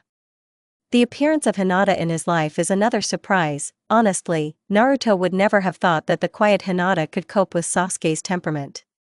Hyuga is now very important to Naruto's best friend, this can be seen with the naked eye, but Uzumaki still did not understand how they got together. True, she hoped that they would build a strong family and Sasuke would finally begin to live. Just live without trying to atone for guilt or fulfill a duty. He will live a happy life, he deserves it like no one else. As for Sakura, her close friend and teammate, she was different in this world. And even though at first, when they first became genin, Haruno was the same as in that world, however, the seriousness and composure, and most importantly, the cohesion of the rest of the team made her think. Sakura began to restrain her emotions, show them less in public, and began to study and train. This deserves praise. She grew beyond her crush on Sasuke, something she couldn't do in Naruto's home world, and found her man. And even though this man Niji Hyuga, what demon, Haruno, the Jinchuriki clearly saw this, was happy. She loved Niji, Niji loved her. What else is needed? As for the rest? Relations in her family leave much to be desired. Every day, the tension in the house increases and increases. Naruto feels it as if it were material. Akira increasingly casts pitiful glances at her, full of regret. Kushina behaves strangely, and Minato. Well, it's Minato. He doesn't change. Still is cold and angry towards Naruto. Stability. Although she is not always good. Kakashi lives happily with his wife and small, but already capable son. The boy, Akio, will grow up to be a very capable shinobi. The makings of a censor are already appearing in him, and they are very important in this world. And a smart guy, as Naruto once told Kakashi. Her sensei even blossomed. He was so happy about the kind words about his child. Naruto remembers him in that world, beaten down by life, alone. He didn't have Rin to save him from the darkness. And Naruto is grateful to fate that at least somewhere her first sensei was happy. Jiraiya, Tsunade, Orochimaru in this world were also happy with life. None of them, thank Kami, became nuke-nin, died, or became drunk. Her godparents are married. They are some of the strongest people in the world. Tsunade is the best medic, and Jiraiya is simply a brilliant shinobi. Orochimaru became Sasuke's full-fledged sensei, taught him his techniques, and literally made him his successor. And both are happy with the current situation. Naruchan. The girl was so lost in her thoughts that she did not notice Itachi appearing next to her. Itachi. How did you find me? Naruto smiled as the guy sat down on the grass next to her. Without thinking twice, he assumed a horizontal position and laid his head on his girlfriend's outstretched legs. Uzumaki removed the red elastic from his hair, causing it to fly all over his body. Gently sorting through them, Naruto gave Itachi goosebumps. He felt so good and so calm. And no one knew that the Uchiha did not allow anyone to touch his hair except Naruto. He absolutely loved it when she ran her thin fingers through her hair, fingering it, touching the sensitive scalp. It was his little secret, although Naruto probably already guessed it. I have my own ways. Itachi smiled and closed his eyes. What were you thinking about? You didn't even notice my appearance. About life. The girl said briefly. About how I, Sasuke, and all my friends had changed. The Uchiha didn't answer. He knew that Naruto often thought about such questions and did not like to discuss them. That is why he remained silent, simply enjoying the moment with his beloved girl. You need to seize a moment of serene happiness. What will be tomorrow? No one knows. But now Naruto and Itachi were completely lost in the moment, not wanting to think about anything other than their soulmate. Uzumaki arrived on the island a week and a half after leaving Konoha. Of course the Hokage didn't send her away unattended. Kakashi-sensei, Shisui, and Jiraiya went with her. 1.5 Sharingan and an experienced Sannin. Well, not a bad set. Naruto really missed Itachi, Sasuke, Sakura, Tsunade. But most of all for Itachi. The elder Uchiha kissed the top of his head goodbye, made a promise that Naruto would be careful, and sent her on her way. And Uzumaki wanted more. And she really missed Itachi. Only 2 weeks have passed since their separation, and she missed her madly. And she misses her best friend. Seriously, she feels like she hasn't seen them in 5 years instead of 2 weeks. With all this training, Naruto expected to be home by the end of next month. While on the island, Naruto increasingly remembered the last conversation that happened between her and her brother before leaving. Akira then looked broken, as if he was in great pain and bad. Although that may have been the case. His words rang like alarm bells in the Jinchuriki's head, bringing back many memories that were directly related to Akira. Both good and not so good. No matter what kind of brother this man was, Naruto still loved him. He is the only member of her family who has apologized to her for everything that happened. For all the pain his sister experienced. Neither Kaa-chan, nor, especially, Odo-san, have done this even once over the past few years. Only Nii-san. You know, Naruto, Akira told her then. You only recently returned, and you're leaving again. We didn't even have time to talk properly. What should we talk about, Nai-san? The girl asked coldly in response. I thought about you, about myself and about our family for a long time. And I realized that there was no family as such. Yes, the parents love each other, we love them, I know, but we have never been a cohesive team. He started from afar. And I understand that I myself ruined my relationship with you. I was afraid, you know? Me? I know you were afraid of me, Nai-san. I felt it. Just like I felt fear from Ka-chan. And Oto-san? I felt only contempt and hatred from him. But I never understood what I did to him. Just like you and Ka-chan. Uzumaki sighed heavily. Yes, I'm a Jinchuriki. Yes, I have a demon sealed within me. But I'm human, you know? I am not a demon, I am not the Nine Tails, and never have been. I understand. I understand now. And I apologize for everything that happened. For what I did to you, and what I didn't do for you. I wasn't there when you needed someone's support. Exactly, Nai-san. You were not there. And this can no longer be fixed. Perhaps if you had approached me 4 years ago, and we had also talked, everything would have turned out differently. I wouldn't go on a trip just to get away from my family. And I would immediately understand and forgive you. But now I have changed. And I need time, Nai-san. Of course, Yamato. Akira smiled slightly. No matter how our relationship turned out, I have always loved you and will always love you. You are my older brother, my Nai-san. Namikaze turned away from his sister so that she would not see his tear that rolled down his cheek. Honestly, I love it. But I am also hurt and offended. I won't be able to forget everything I went through alone. Certainly. I'll give you as much time as you need. You can always rely on me. I am yours and will not leave you in trouble. I know. And you know that I love you too, Naruto. I believe. Uzumaki smiled. For the first time, she smiled sincerely at her brother. But I have to go, Itachi and Sasuke are waiting for me. I have to leave in a few hours. I must say that my brother's words really made me feel better. It was as if a huge stone had fallen from her shoulders.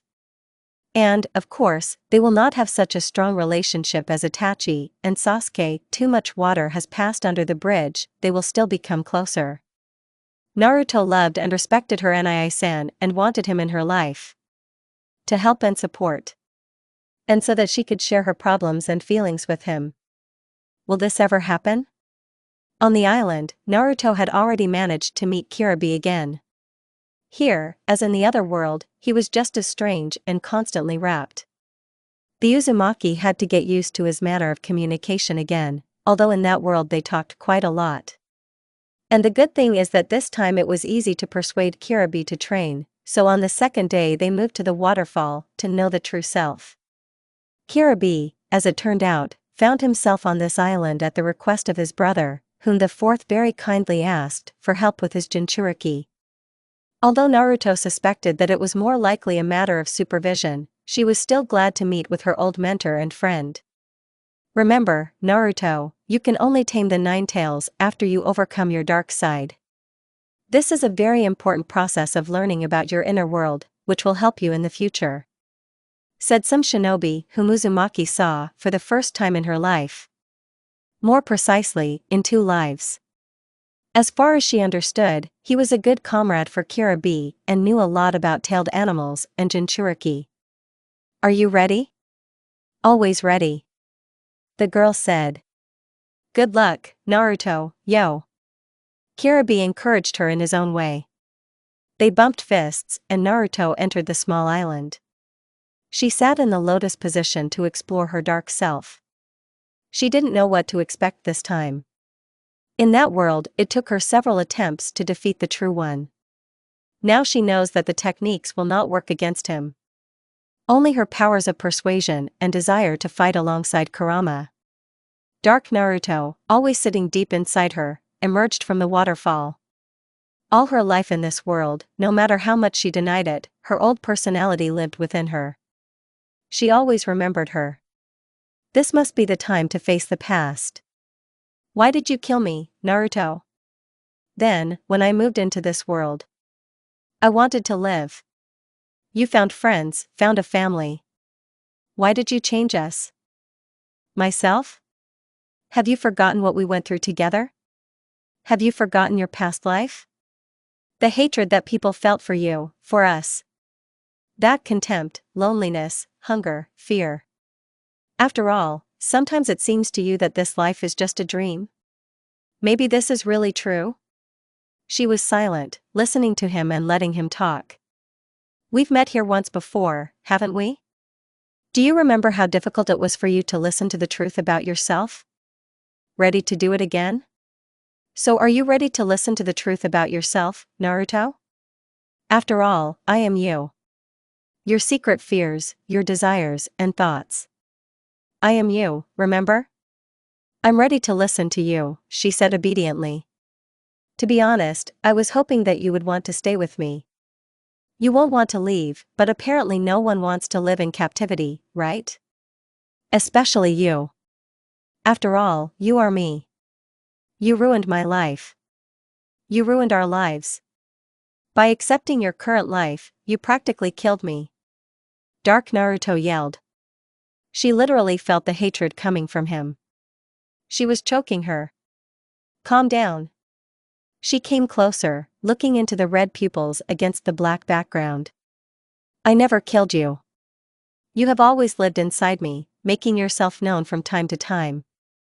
I have never forgotten my past life. Everything that happened there left an indelible mark on my soul.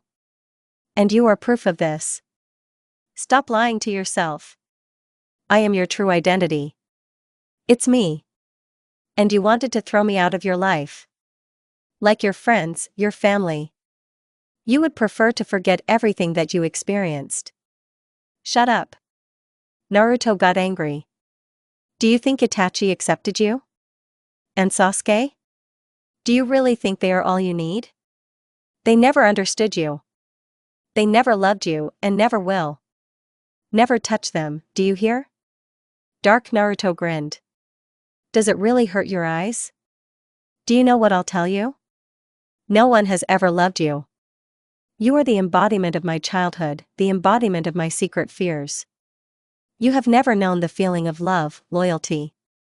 You know only anger, contempt, hatred. You can only humiliate, put pressure on the patient, because you yourself are in pain. You want to be loved, you want to love. What's wrong with the fact that I wanted it too? I accepted my current self, but never forgot my past self. My past made me who I am now. Shut up.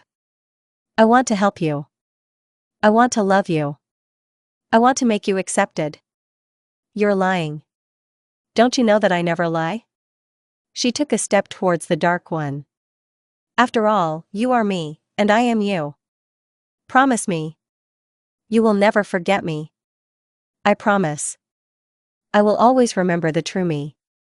The Dark One approached her and extended his hand. She felt when she opened her eyes that tears were flowing from them. She must have felt too strongly about this conversation and acceptance of herself that she carried these emotions into the real world. Turning her attention to her companions, she wiped away her tears. Kakashi and Sasuke had already joined them, and now everyone was looking intently at the girl. Jiraiya, as the girl understood, did not come because there were too many people. He was left for protection not far from here. Naruto, is everything okay? You are crying. Asked the Uchiha. Yes, everything is fine. I have overcome my dark side. Naruto said and walked up to her comrades. Great. Then let's go fox hunting. Kirabe said in his own way. She followed the waterfall straight into the temple. Naruto had always been fascinated by the beauty of this place. She had been here once, but she always remembered how her heart beat faster and her breath stole because of the atmosphere reigning here. So intimate, but at the same time majestic, breathtaking. Following Naruto were Sasuke and Kakashi, who looked around in surprise. They seemed surprised by this place too. "Naruto, are you ready?" asked the Uchiha. "Certainly." The girl smiled. They reached the wall, where there was the face of an animal unknown to anyone. It seemed to be a mixture of a lion, a tiger, a monkey, some symbols, squiggles, and circles. "You have already overcome your dark self, but only those who are pure in heart, with bright intentions and thoughts, can tame the inner beast. You must have a strong will and a lot of strength to defeat the Nine Tails. And remember, only you can do this," said a shinobi, an acquaintance of Kira B. Naruto nodded and pressed the lever that was in the mouth of the stone hybrid. The door opened in front of them. "Ready, Kurama?" Naruto asked his friend. He muttered something incomprehensible, which Uzumaki took as agreement. Although she knew that her comrade could do anything. He will also start fighting with her, simply because he got bored. Kirabi read out another rap, which, however, had a very deep meaning. To be honest, he repeated the meaning of the shinobi's words above, but in a more complex and veiled manner. When Naruto wanted to enter the room, she was stopped by Kakashi. "Are you sure of your decision? Is it dangerous?" "I have to do this, Kakashi-sensei. I have come too long and difficult a path to stop now. Be careful. And prudent," Sasuke told her. "If something happens to you, all of us will fall off our heads, and this island will turn into a pile of ashes. And if Sasuke, Itachi, Sakura and Akira unite," Uzumaki chuckled. Hatake and Uchiha swallowed at the same time and, it seems, began to pray to all known gods. "And yet they are right. It is very dangerous," said Kirabi without rhyming. "But you can handle it, I'm confident in you. Only you can tame the nine-tailed demon." "Well, what, Kurama? Let's go, as they say." Uzumaki grinned mentally. Her friend just chuckled. The soul rushed to heaven. Itachi was sad. Naruto left on a trip a month ago, but it felt like several years had passed. He really missed this girl. When Naruto went on a trip with Jiraiya, Itachi didn't think he would miss her so much. But he was bored. "I missed you very much." He felt as if part of his soul had left him. And Itachi didn't know how to get her back. Only his younger brother helped him survive this separation, although he himself, the Uchiha was sure, missed his best friend. And then Sasuke disappeared into the tunnels of Orochimaru.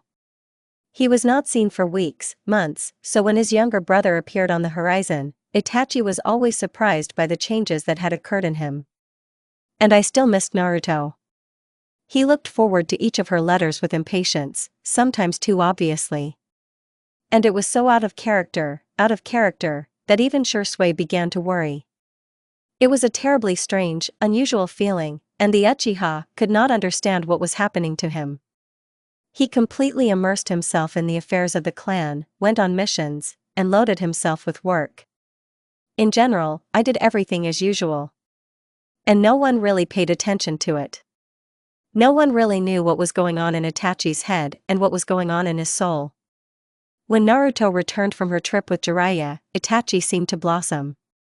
There were subtle, almost invisible changes in him.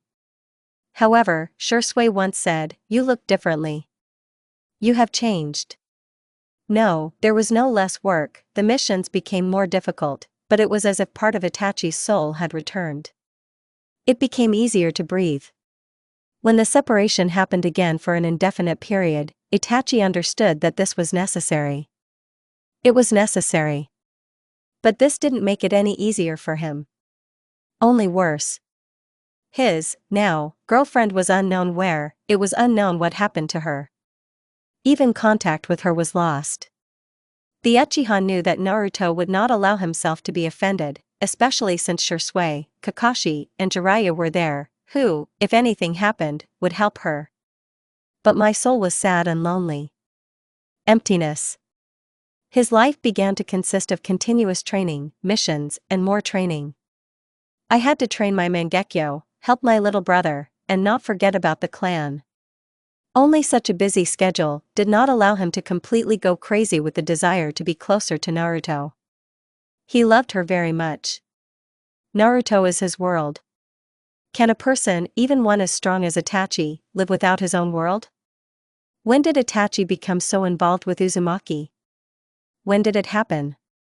The Uchiha doesn't know the answers to these questions. He just knows that his love for Naruto was stronger than ever before, like no one before.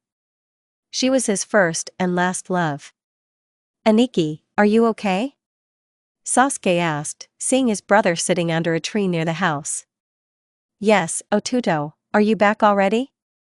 Itachi asked, opening his eyes. He must have been too lost in his thoughts. For a long time. I managed to accompany Hinata to the hospital while you were meditating here. The younger brother snorted. Oto-san is calling you. He wants to talk to you. Itachi nodded, rose to his feet and looked at Ototo. Are you sure everything is okay? Yes. You will say your yes to others. I know you too well to believe this. Sasuke rolled his eyes.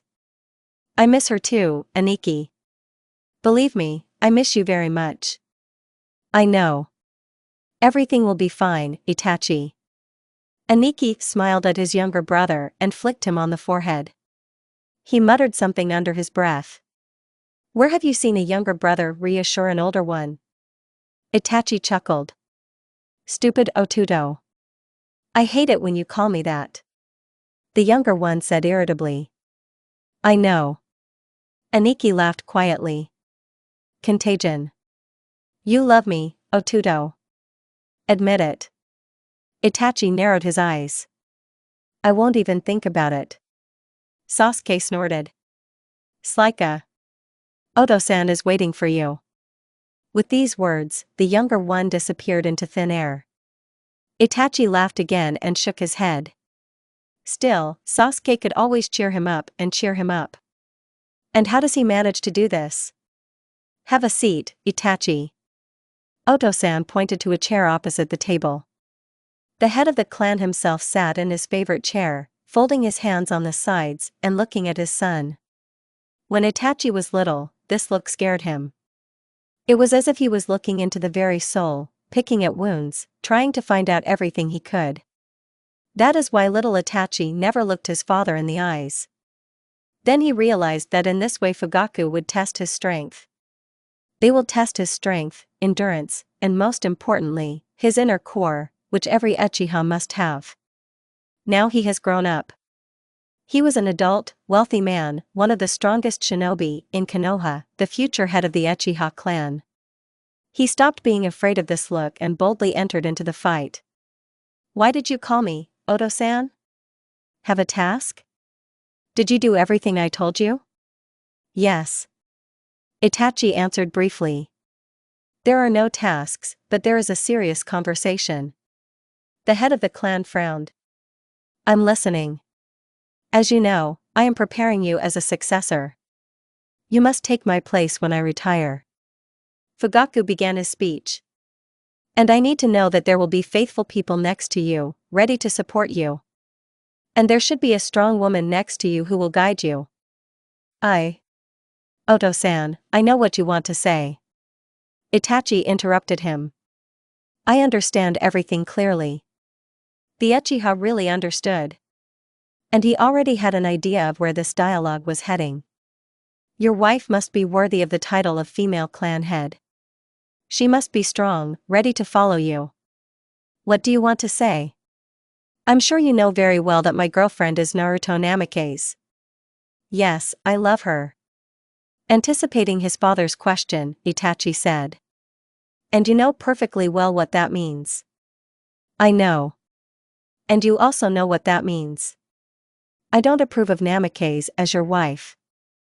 Fugaku said firmly, looking into his son's eyes. He didn't even raise an eyebrow, continuing to stare back. As much as I respect the Hokage and his family, I do not want Naruto Namake's to become your wife. She is not worthy of the Uchiha clan. Yes, even if this strengthens the position of our clan, but. Itachi was only outwardly calm. Something unimaginable was happening in his head. It was really hard for Itachi to hear his father's disapproval. Although he suspected this, it was still a blow straight to the heart. Oto-san literally gave him a choice, the clan or Naruto. You don't know her, Oto-san. Naruto is more than worthy to become part of our clan. Itachi's eyes flashed dangerously. Naruto is the strongest kunoichi of Konoha, the Jinchuriki of the Nine Tails, the daughter of the fourth Hokage. And are you really saying that she doesn't deserve to be in our family? I don't understand. She's too weak. Naruto can't be the wife of the head of the clan. Naruto is the strongest person I know. Itachi's voice was cold and reserved. He couldn't let Oto-san see his true emotions, his feelings. He shouldn't show them. And I love her. I love her, Oto-san, and you know very well that this is forever. You know what Uchiha love means. Fugaku nodded. Naruto is my world. And I will fight for her to the last. Which clan leader are you if you put your personal life above your people? Oto-san hissed. You know that I am a worthy successor. All my life you taught me not to retreat, to go to the end. And I do it. My clan is my family. And I will accept your post with honor. But Naruto is my world. I can't be the head of the clan if I lose myself. His voice was authoritative and stern. It spread throughout the office, it seemed throughout the house, penetrating into every corner and forcing one to believe. I am a purebred Uchiha, I am one of the strongest shinobi in the country, I am the owner of the Manjikyu Sharingan. And I'm your son. You raised me as a successor, and you perfectly understand the importance the clan plays in my life. But you also understand how important Naruto plays in my life. Will you abandon the clan? Oto-san hissed. Never. The future head said firmly, and his Sharingans caught fire dangerously. I am an Uchiha, by blood, by conviction, by worldview. I can't remove the clan from my life. I will lead my clan, my family, because I am loyal to her. Nothing and no one will force me to turn away from my duty to the clan, from my devotion to my family, just as it will not force me to leave my woman. I will become a worthy head of the clan. And my beloved girl will become my wife, who will be worthy of becoming part of my clan. I heard you. Fugaku chuckled, but there was dissatisfaction in his voice. I hope we won't return to this issue again. Now, Oto-san, let me go. The Uchiha nodded, so Itachi stood up, bowed to his father, and left his office. When the door closed behind his son, Fugaku leaned back in his chair and frowned, biting his lip. His son, his heir, dared to openly argue with him, defend his point of view, and convince his father of the correctness of his words. And such strength, power, and confidence emanated from him that Fugaku shuddered inside. His eldest son, the pride of the family, the clan, truly became a worthy successor. Fugaku realizes that he made the right choice. Yes, the youngest son, Sasuke, was undoubtedly incredibly strong, intelligent and worthy of the title, but Itachi was destined to become the preeminent head of the Uchiha clan. Fugaku felt it with his entire being. It made my soul feel better knowing that he would hand the clan into the right hands. Itachi, Sasuke, Shisui, and other shinobi of the younger generation would undoubtedly raise the Uchiha clan even higher than it is now. His eldest son will do anything for this. Moreover, Itachi passed this peculiar test, the meaning of which is clear only to Fugaku. And what is there to hide? Itachi chose a companion to match himself. No matter what the Uchiha told his son, he believed that Naruto Namikaze was not the worst candidate for the role of the wife of the head of the clan. This marriage will undoubtedly strengthen the position of the Uchiha in society, and will also help his son on this difficult path. After all, Itachi is devoted to Naruto just as he is devoted to the Uchiha clan. A light, barely noticeable smile appeared on the man's lips. Naruto found herself in her inner world, smiling brightly, anticipating the upcoming fun. Two huge red eyes were looking at her, and loud breathing was also heard. "Kurama, my friend, come out." The girl chuckled. "Girl, she's not afraid of me at all anymore." Her friend growled, lowering his huge paw next to her. Luckily, Uzumaki jumped away in time. Kurama clicked his teeth. "Have you decided to kill me?" "Maybe." The fox bared his teeth, launching a tailed bomb at the girl. Naruto did not remain in debt, and a huge Rasen shuriken flew towards her. When the technicians collided, an explosion occurred, due to which the huge fox rode a good couple of meters across the water. Naruto managed to put up a protective barrier, so the recoil was not so strong for her. The Uzumaki snorted and jumped up to launch several fire techniques at Kurama. But, of course, they were perceived as a mosquito bite, and in response she received several mini-bombs, which successfully missed their target and hit the walls. "You still have to live here." The girl was indignant. Kurama bared his teeth when Naruto suddenly wrapped chains of chakra around him, draining it from him. "Do you remember that our chakras must merge, Naruto? But you won't give yourself to me just like that." A huge cloud of orange chakra began to emerge from Kurama. "Not so fast." The fox jerked sharply, causing one of the chains to crack and his chakra to come back. He launched another bomb which reached its target, weakening Naruto's effect on the other circuit. "The rug is red." The kunoichi shushed her kindly, making a series of seals. A huge water dragon appeared from her mouth and flew towards the fox at great speed. "Wash yourself." On the other side, the same stream of water fell on Kurama, followed by a huge Rasengan. The Ninetales quickly came to its senses and launched the Tails bomb. However, the attack was useless. Kurama then jumped towards Naruto, spraying her with the water that was there. "Wash yourself." The fox grinned, and Naruto made a series of seals. A stream of wind hit Kurama, and then he was bound by air chains. Naruto put her hand to the floor and erected a wall near her friend, taking away chakra. "Nasty girl." The fox hissed as Naruto bound him again with chakra chains and began to drain chakra. "I won't give up so easily." Kurama launched a tailed bomb, which destroyed the wall, and Naruto was thrown a considerable distance. "Aren't you tired, my friend?" The girl was out of breath. "I'm having fun." "I haven't had this much fun for a long time." "As soon as it's all over, you can go out for a walk, just like in that world. I will find a safe place for you." The girl smiled. "And it's unknown what awaits us soon. It seems like something big is brewing related to that masked man." Kurama bared his teeth. "Shall we continue? Or maybe you'll finally give up your chakra so it can sync with mine?" "But it's not interesting."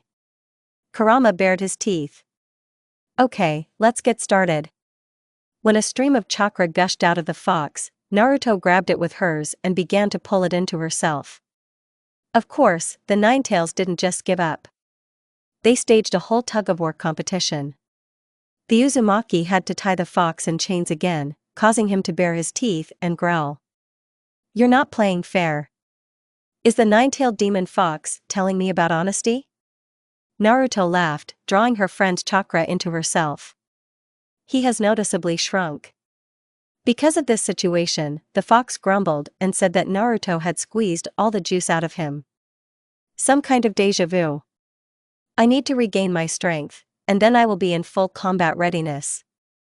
The demon bared his teeth. "One again." Naruto put her fist forward. Kurama rolled his eyes, but struck with his fist.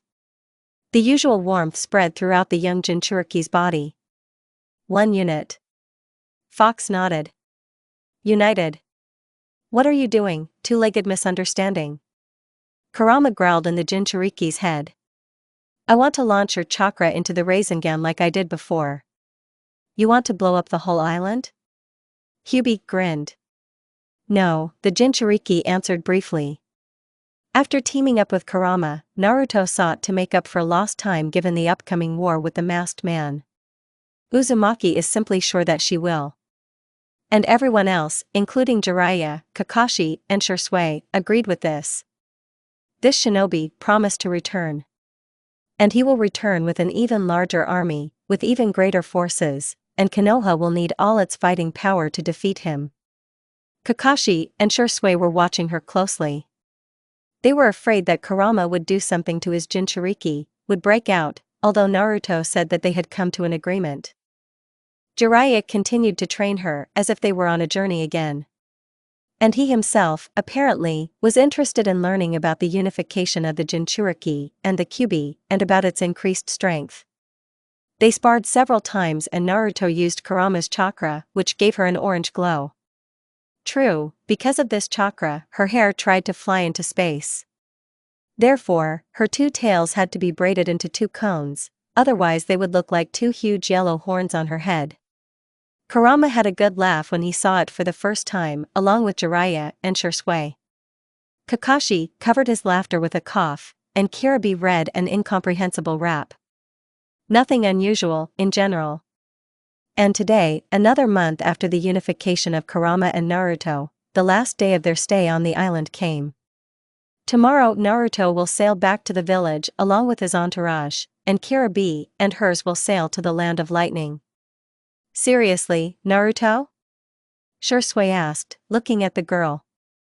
She hit the ground with her Rasengan as hard as she could, causing a huge crater to form. I need to experience everything. I won't be able to do this in Konoha. Uzumaki snorted in response. Jiraiya and Shisui rolled their eyes. Kakashi remained phlegmatically silent. He didn't even raise an eyebrow. Are you going to release the Kyuubi? Kirabai, who came up at that moment, asked with interest. The fox has been sitting there for a long time, he would like to visit the world. Do you really want this? Naruto smiled. I would also like to try complete unification before we leave, but we will destroy everything here. This land has already suffered. Naruto said, nodding toward the funnel. This land survived Kirabai and his beast, so it will survive you too. The rapper's friend nodded. He just grinned. The seal that contained the Kyuubi was simpler than in that world. Of course, she also demanded the key that Naruto had already received during the journey, but she was weaker, although backed up by the skills of the Uzumaki clan. The seal was changed several times and strengthened, but it did not require such sacrifices as the seal of the god of death. All this time, Kurama lived in a kind of barrier. It was not a cage, but it limited his strength and prevented him from harming the Jinchuriki. Kyuubi tried to break out several times, which is why the seal underwent changes. This barrier also allowed the wearer to enter it and touch the fox, but the previous owner, of course, did not do this. But the current one took full advantage of this privilege. To remove this barrier, Naruto needs to activate the key. And then Kurama will no longer be under lock and key and his strength will begin to be restored in full. Uzumaki would have removed it long ago, but the surge of chakra that would undoubtedly have arisen would have attracted the attention of all shinobi. Naruto had to wait for a proposal from one of them, so as not to raise suspicions about getting too close to the fox too quickly. No one knew that Kurama was her longtime friend. Are you sure? The fox smiled as soon as Naruto was in front of him. I trust you. I am a demon. Kurama bared his teeth, and Uzumaki rolled her eyes. You can't convince me otherwise. I've been living with you for 2 lives already. And, if you haven't forgotten, in that world we worked as a well-coordinated team for several years. The infection is two-legged. The ulcer is red. Are you ready? The fox asked seriously. It's been ready for a long time. At that moment, the barrier between them collapsed. The room glowed orange, and Kurama straightened all 9 tails and growled. Kyuubi seemed to feel that his lost strength was returning to him. The lost half. It was like that world when he met his dark half. Now he was whole, but limited in his powers and chakra. Now she is returning, and gradually he will regain the strength that he had before his imprisonment. Which he had in that world. Naruto walked up to the fox without fear and sat down next to his paw. The heat of the Kyuubi's body washed over her, but she didn't pay attention. She felt that her friend was pleased. And Naruto was happy too. She wanted to do this for a long time, but due to circumstances she could not. And now it has happened and her soul has become warmer and lighter. Finally. The fox growled. He relaxed, lowered his head on his front paws, and folded his tails behind his back. Naruto got off her paw and climbed onto her head. Do you think you can come out as a smaller copy? The seal is weaker than in that world. There we tried to do it, but she didn't allow it. You can also try it here. I don't think there should be any problems. I won't go out completely, but only a small part of me. The fox reasoned. Are you ready to show them what we are capable of? And are you ready? Strength has not yet fully recovered, but this will be enough for about 5 minutes. I think that this is enough for them to make sure that everything is fine. Because of the surge of chakra, they are now in full combat readiness. I feel. Only Kirabe is holding them back. Naruto came out of her inner world, and at that moment she was enveloped in orange, almost transparent, chakra. She filled the air around her and did not allow anyone to pass. Uzumaki opened her eyes. Fox eyes. Demon eyes. A brighter chakra began to envelop her, which appeared as if from underground and formed into the silhouette of a fox. Within a few seconds, Naruto stood in the head of the Kyuubi, towering over the shinobi, who looked at this action with open eyes. Yo! Kirabe smiled, waving his hand at the Jinchuriki. She just grinned.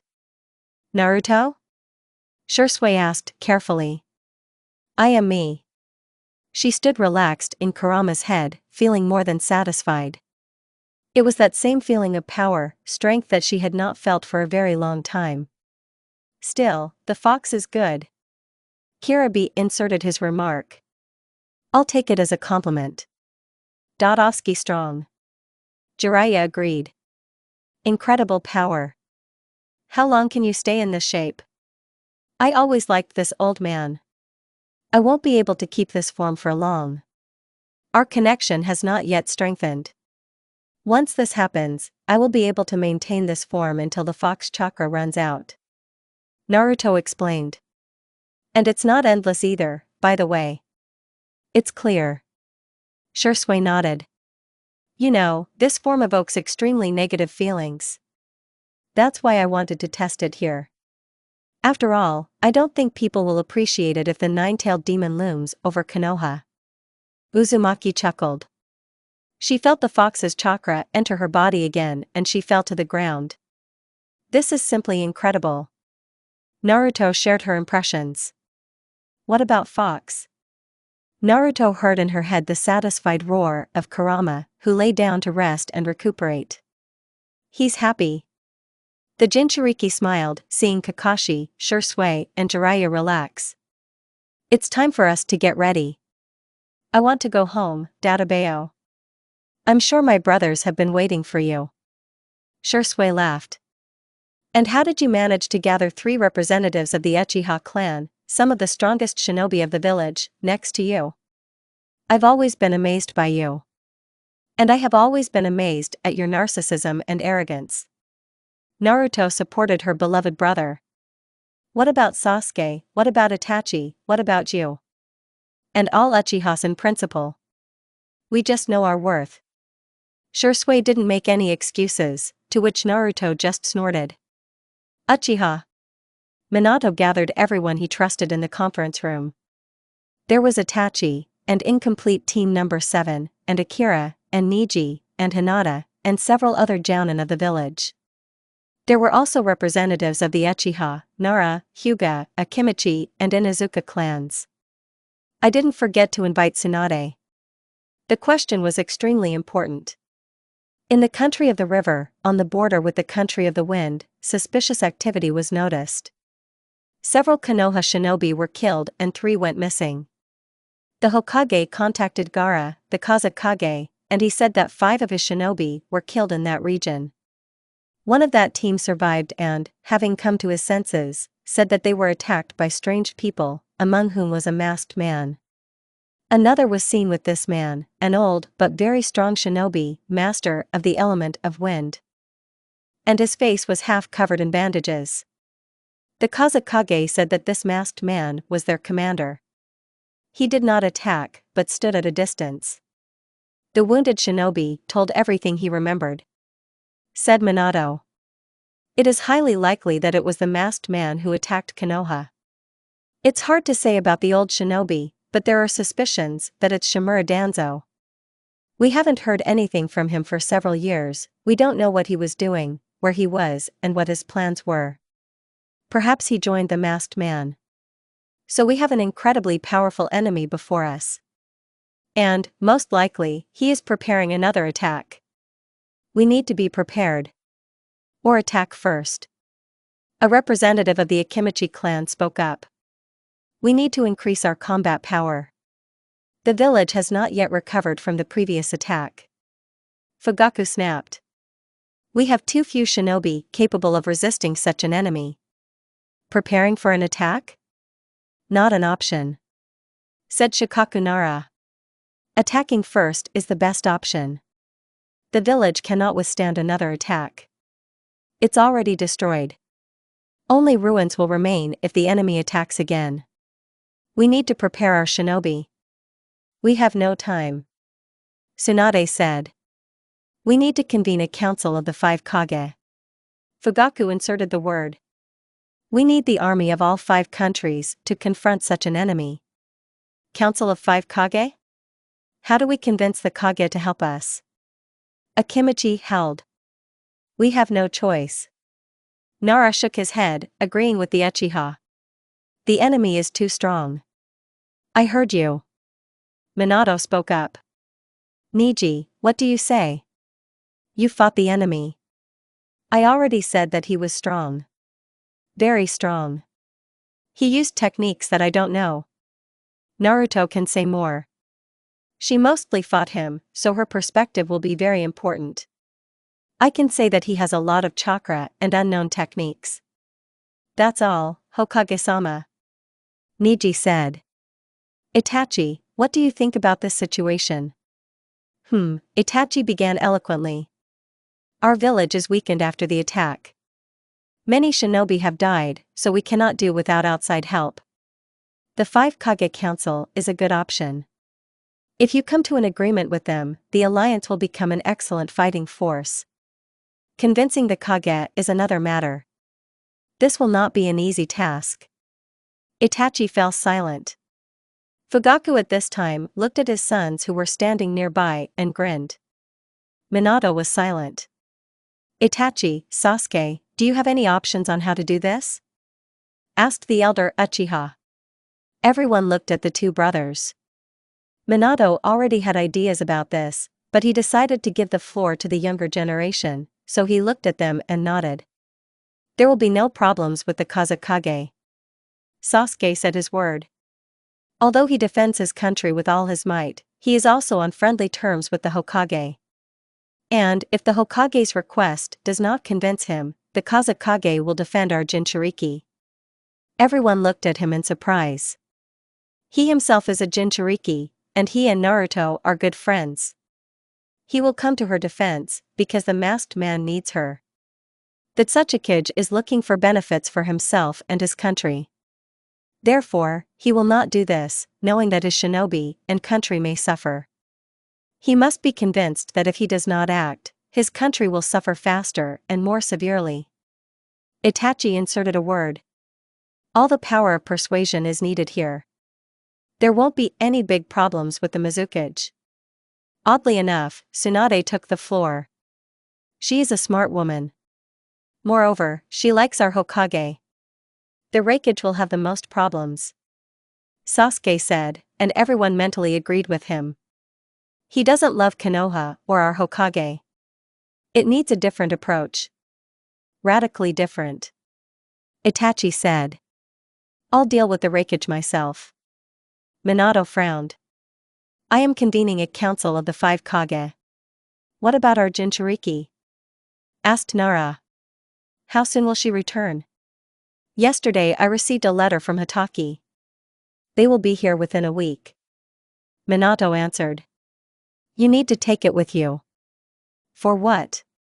She has a strange influence on people. Nara just said. Perhaps she will help you, Hokage-sama, in convincing the Kage. At least. As Sasuke said, one of them for sure. I will think. Everybody's free. The shinobi immediately left the room, leaving the Hokage alone. Who are you, masked man? Naruto was sitting under a tree at her favorite training ground. She returned from her trip a few hours ago, stopped by to report to the Hokage, and then went to the training ground to try something out with Kurama. Minato inquired about her progress, and upon hearing that everything went well, he frowned and then nodded. Obviously, he wanted to know what went well, but he didn't ask, and Naruto didn't want to tell. She is sure that as soon as she left, Minato asked everything to Kakashi, Jiraiya, and Shisui, who were in the office. They, of course, will tell you that Naruto teamed up with the fox and that she has already experienced a new power. All the way home, which took less time than there, Naruto talked with the fox, trying to figure out how he could go out into the world in the form of a smaller copy of himself. And they came up with an idea. Naruto installed another seal on her body, next to the seal that the fox was holding. It allowed a small amount of chakra to leave the body in the form of a cloud of energy. Kurama will launch his chakra into this seal, but what will come of it is another question. In that world, they tried to do this, but the seal of the death god was too strong. And so, having returned to Konoha and reporting to the Hokage, Naruto came to the training ground, where she planned to carry out her plan. She had already placed a seal on herself, so on Naruto's signal, Kurama began to fire his chakra. At first it was a small clot of chakra, which gradually acquired the form of a fox. Soon the fox, the size of Akamaru as a child and with 9 tails, landed on the ground. Kurama? She called her friend. Happened. Kyuubi bared his teeth. It was unusual for Naruto to hear his friend nod in his head. What do you feel? Naruto thought it would be chakra in the form of a fox, but in fact it turned out that she could even touch it.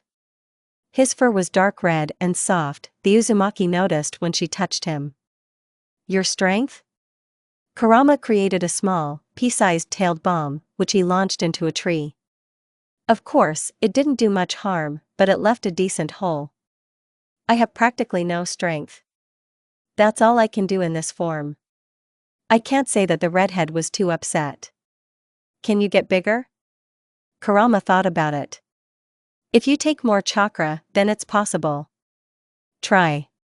A line of chakra stretched out from Naruto, and the fox began to increase in size. At that moment, when he was the size of a bush, the barrier prevented the chakra from passing further. Obviously, this is its maximum size. I cannot anymore. Kurama said and sat down on his butt. His tails lay on the ground, wrapping the fox on both sides. Naruto smiled, at least something. Now you will be able to leave your inner world at least sometimes. Inspect the area, so to speak. Only in a smaller copy. I haven't walked for a long time. The fox bared his teeth. Sasuke and Itachi are close. Will you climb back? Naruto asked. No, it will be interesting. Just at that moment, 2 Uchihas entered the clearing. Seeing the fox, albeit a smaller copy, they lit their red lanterns, and Sasuke took out his katanas. Hello! The girl said cheerfully, waving her hand to the Uchihas. The fox bared his teeth, looking at the representatives of his most favorite clan. Sasuke cursed, Itachi was still tense. Put away your flashlights, you're making Fox nervous. I hate you, Uzumaki. Sasuke finally listened to his friend and put away his Sharingan. Although he left the katana in his hand. I would have warned you. Maybe I wanted to make a surprise. She grinned. Are you scared, Sasuke? The fox growled, chattering his teeth. The Uchiha just snorted and walked over to his best friend. He is also a talker. The youngest Uchiha raised an eyebrow. The elder still did not come closer to them, standing in the distance. He didn't even turn his eyes off. Naruto sighed heavily and walked over to her boyfriend herself. She wrapped her arms around his waist and pulled him closer to her. Itachi sighed and closed his eyes. It's okay, he won't harm anyone. In this form, he has too little strength for that. Naruto calmed down her boyfriend. Itachi visibly relaxed and pulled away from the girl. He put the katana behind his back and then kissed Naruto on the forehead. I miss you. I miss you too. The elder Uchiha smiled. True, your surprise was a little unexpected. That's the point. Naruto laughed. Naruto, can I kill him? Sasuke spoke up, and the couple turned their attention to him and the fox. They stood in the middle of the training ground and glared at each other. Kurama stood on his paws and spread his tails. Sasuke took out his katana and turned on his eyes. You can't kill him, Otudo.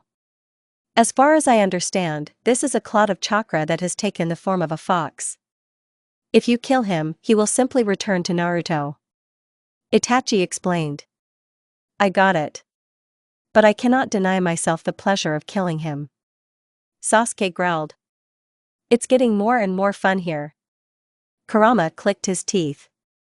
If I had my strength, the Uchiha wouldn't even be able to touch me. Sure. Sasuke's Sharingans began to swirl in his eyes, and the fox bared his teeth even more. His tails flew up and his eyes lit up with fire. Don't get carried away, Uchiha. I'm not an ordinary animal for you. I am the nine-tailed demon fox. Just because you're my Jinchuriki's best friend doesn't mean I can't kill you. Or at least cripple me, since I'm not in full shape. But now Kurama was in real anger. Naruto didn't know what he could do in this state, being not inside her, but in the world around her. Databao. She whispered, heading towards the fox. Are you completely crazy? This is not the place or time for your showdowns. I don't want all of Konoha to know that the fox can come out. I have enough problems as it is, Databao. Kurama still looked at Sasuke angrily, but no longer glowed with righteous anger. The Uchiha turned off his eyes and lowered his katana. Like little children. This is Uzumaki telling me. Team, you should shut up. Naruto growled like Kurama. Dobe. What Naruto understood is that releasing the fox, where there is even a hint of the Uchiha, is dangerous for the lives of these same red-eyed ones. Kurama can't stand this clan, but he only tolerated Itachi and Sasuke for the sake of his dearest Jinchuriki. Although, Uzumaki is sure that he treats Itachi more loyally, if this word can be applied to the Kyuubi and the Uchiha, than Sasuke. And Shursui is generally his favorite of his least favorites. In general, from now on Kurama will only come out when the Uchihas are not around. And this decision was absolutely correct, because she was not going to lecture the fox and the red-eyed people once again. Although, if she were Sasuke, she would also want to kill this monster. No, she did not regret that she had found a way for Kurama to come into the light of God. In the end, the fox deserved it, even though he was a demon. Kyuubi did more for her than her parents, more than her brother, more than the people in that world and in this. He agreed to be with her, albeit at the request of Rikudo-sanin. And he has never betrayed her since then. Kurama fought with her. Kurama gave her his power. Kurama was nearby and supported her. And she appreciates this more than anything else. Approaching the house, Naruto felt that the whole family, oddly enough, was assembled. More precisely, not only Namikaze, but also Uchiha and Senju. Good evening, Naruto said as she walked into the living room. Itachi and Sasuke were not there, but Shursui was there along with Fugaku and Mikoto. Jiraiya and Tsunade smiled at her as they greeted her. Minato looked indifferently, and Kushina smiled a kind motherly smile. Akira waved his hand. Good, Naruto. Mikoto spoke up. How was your trip? Kushina asked. Okay, Kaa-chan. What is the purpose of this meeting? Something happened? Naruto, Fugaku spoke up. I wanted to talk to you. I think you guessed what the conversation will be about. Of course, Fugaku-san. She bowed politely. Sit down. Naruto sat down in a chair. Obviously, we will talk about her relationship with Itachi. But why are parents, godparents, and Shisui and Akira here? I want to talk to her alone. Everyone silently looked at each other and left the room. However, Shisui lingered, saying a few words to her. Remember our conversation on the cliff? What's going on? Naruto, I know about your relationship with Itachi. And, obviously, the conversation will be about them. Fugaku spoke. My son is the future head of the clan, and I want a worthy woman next to him. Strong, capable of being close to her husband and not leaving him. Fugaku-san, with all due respect, but, what are you getting at? I don't approve of my son's choice. Naruto frowned. These words cut painfully in my heart. Why? You don't deserve to be with him. You're too weak for this. Gave it out to Fugaku. You don't know anything about me to talk about. You may have heard about my strength, about me, but you cannot draw a conclusion from this alone. What are you talking about? Only a few people know the real me. And Itachi is among them. And if he chose me as his girlfriend, then he chose the real me. He believes that I am worthy, that I can be close to him. My son may be wrong, said the Uchiha. I don't see in you what a clan leader's woman needs. Leave him, Naruto, for his own good. Naruto felt like his heart stopped. My head felt empty, my ears began to ring, and everything in front of my eyes began to blur. Leave Itachi? Naruto can't imagine himself without him. She has bound herself so tightly to him that further existence cannot be imagined without him. Naruto is ready to do anything for him. And Itachi just needs her to be nearby. She can provide this to him fully. And she now understood why Shisui reminded her about that conversation. I won't leave him. Naruto shook her head. She pulled herself together to respond to Fugaku and defend her relationship. I love Itachi, and that already means a lot. And I, one way or another, am strongly connected with your clan. My best friend is your youngest son, Mikoto-san is Ka-chan's best friend, and Itachi is Akira's good friend. And no matter how much you want it, Itachi and I will always find a way to each other. He and I are one, I feel it. What are you saying? I love Itachi. And Uzumaki, by nature, are monogamous. Just like the Uchihas. You know what Uchiha love means. Do you really want to break your son? What kind of chapter will it make? What if my son chooses a clan? What will you do? If he does this, what will you do? I won't leave him. And I will accept his choice. Naruto said firmly. He loves me, yes, but he loves his clan too. You can't put a girl above the clan, but then again, he's an Uchiha. He himself won't let me go. Itachi will put me next to him and lead the clan. I will support him, help him, because I am his woman. I chose him, and he chose me. This was not a choice between the clan and me, it was a choice between love and death. I heard you. Fugaku was amazed. This girl certainly made an impression on him. She was ready to be with Itachi, she said she wouldn't leave him. And Fugaku believed her. He understood that this would happen. Naruto increasingly gave him a feeling of respect and recognition. Thank you for talking. The man said politely. At that moment, the others entered the room. They looked intensely at Naruto and Fugaku, obviously unaware of how the conversation could end. They didn't dare talk about it, so the conversation turned to something else. The 5 Kage Council will take place in 2 weeks. I will be accompanied by Akira, Jiraiya, and Tsunade, as well as the entire number 7 team. Objections will not be accepted. Naruto was nervous. It was out of character for her, but she was really nervous. From the moment she was initiated into the plan to win the hearts of the Kage. More precisely, there was no plan. Minato was just going to go there, tell them about the situation and ask for help. Convince the Kage to help them. Indeed, everything is very simple. And the Hokage confronted her with the fact that she was going with him. Together with team number 7, brother and godparents. Well, this was indeed unexpected. Naruto decided not to specify who pushed her father to make this decision. Of course, the help of the Kage of Konoha is really needed. The enemy is too strong for only a broken and beaten army of leaf shinobi to cope with. But Naruto didn't know how to persuade the Kage to help them. She understood that Minato was respected in many countries, their leaders considered him, but would they want to put their people at risk? On the other hand, the masked man threatens not only Konoha. If he conquers the Leaf Village, he won't stop there, Naruto was sure. Although he talks about revenge on the Hokage, the thirst for power is inherent in everyone. And he will want more. And then not only the country of fire will be under threat, but also other countries. And this is already a reason to unite. Uzumaki suspected that the Hokage would put pressure on this. The Council of the Five Kage took place, like the previous time for Naruto, in the Land of Iron.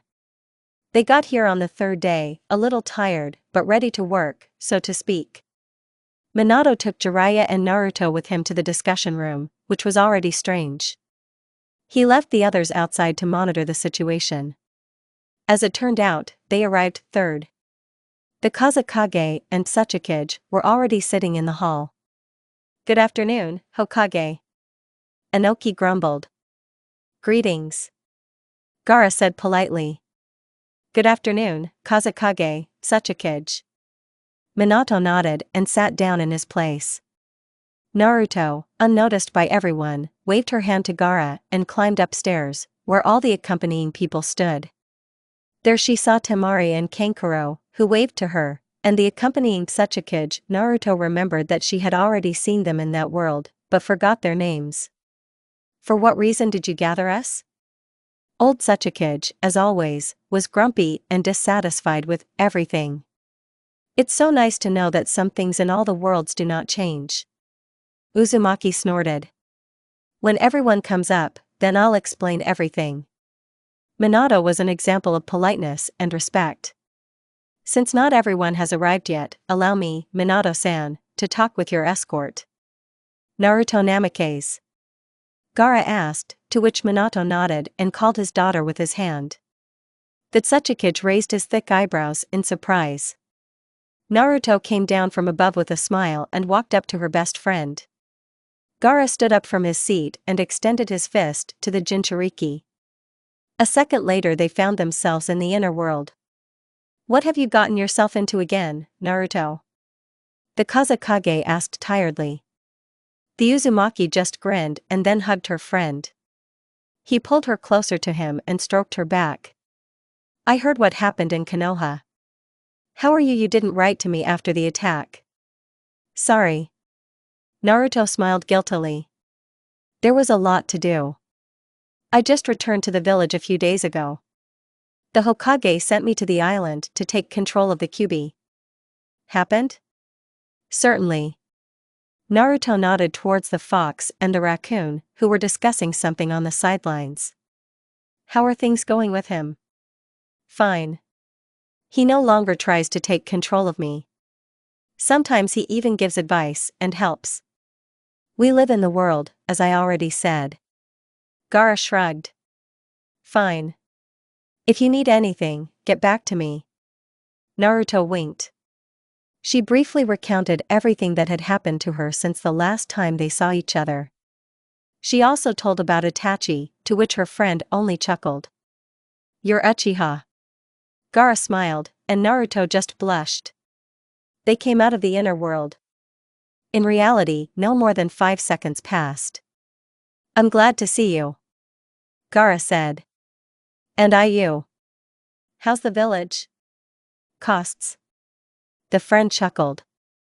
Just at that moment, the Raikage and Mizukage entered the room.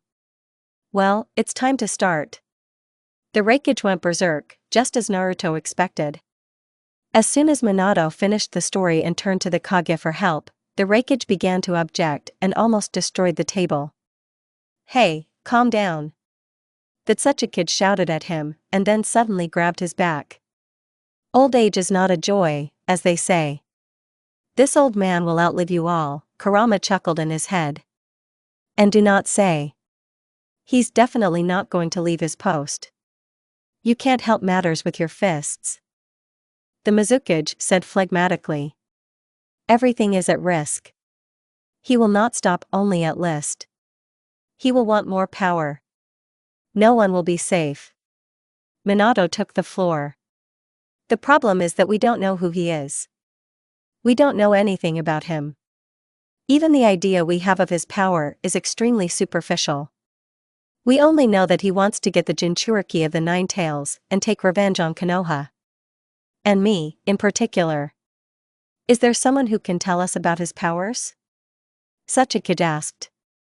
Naruto Namikaze fought him. She'll tell you.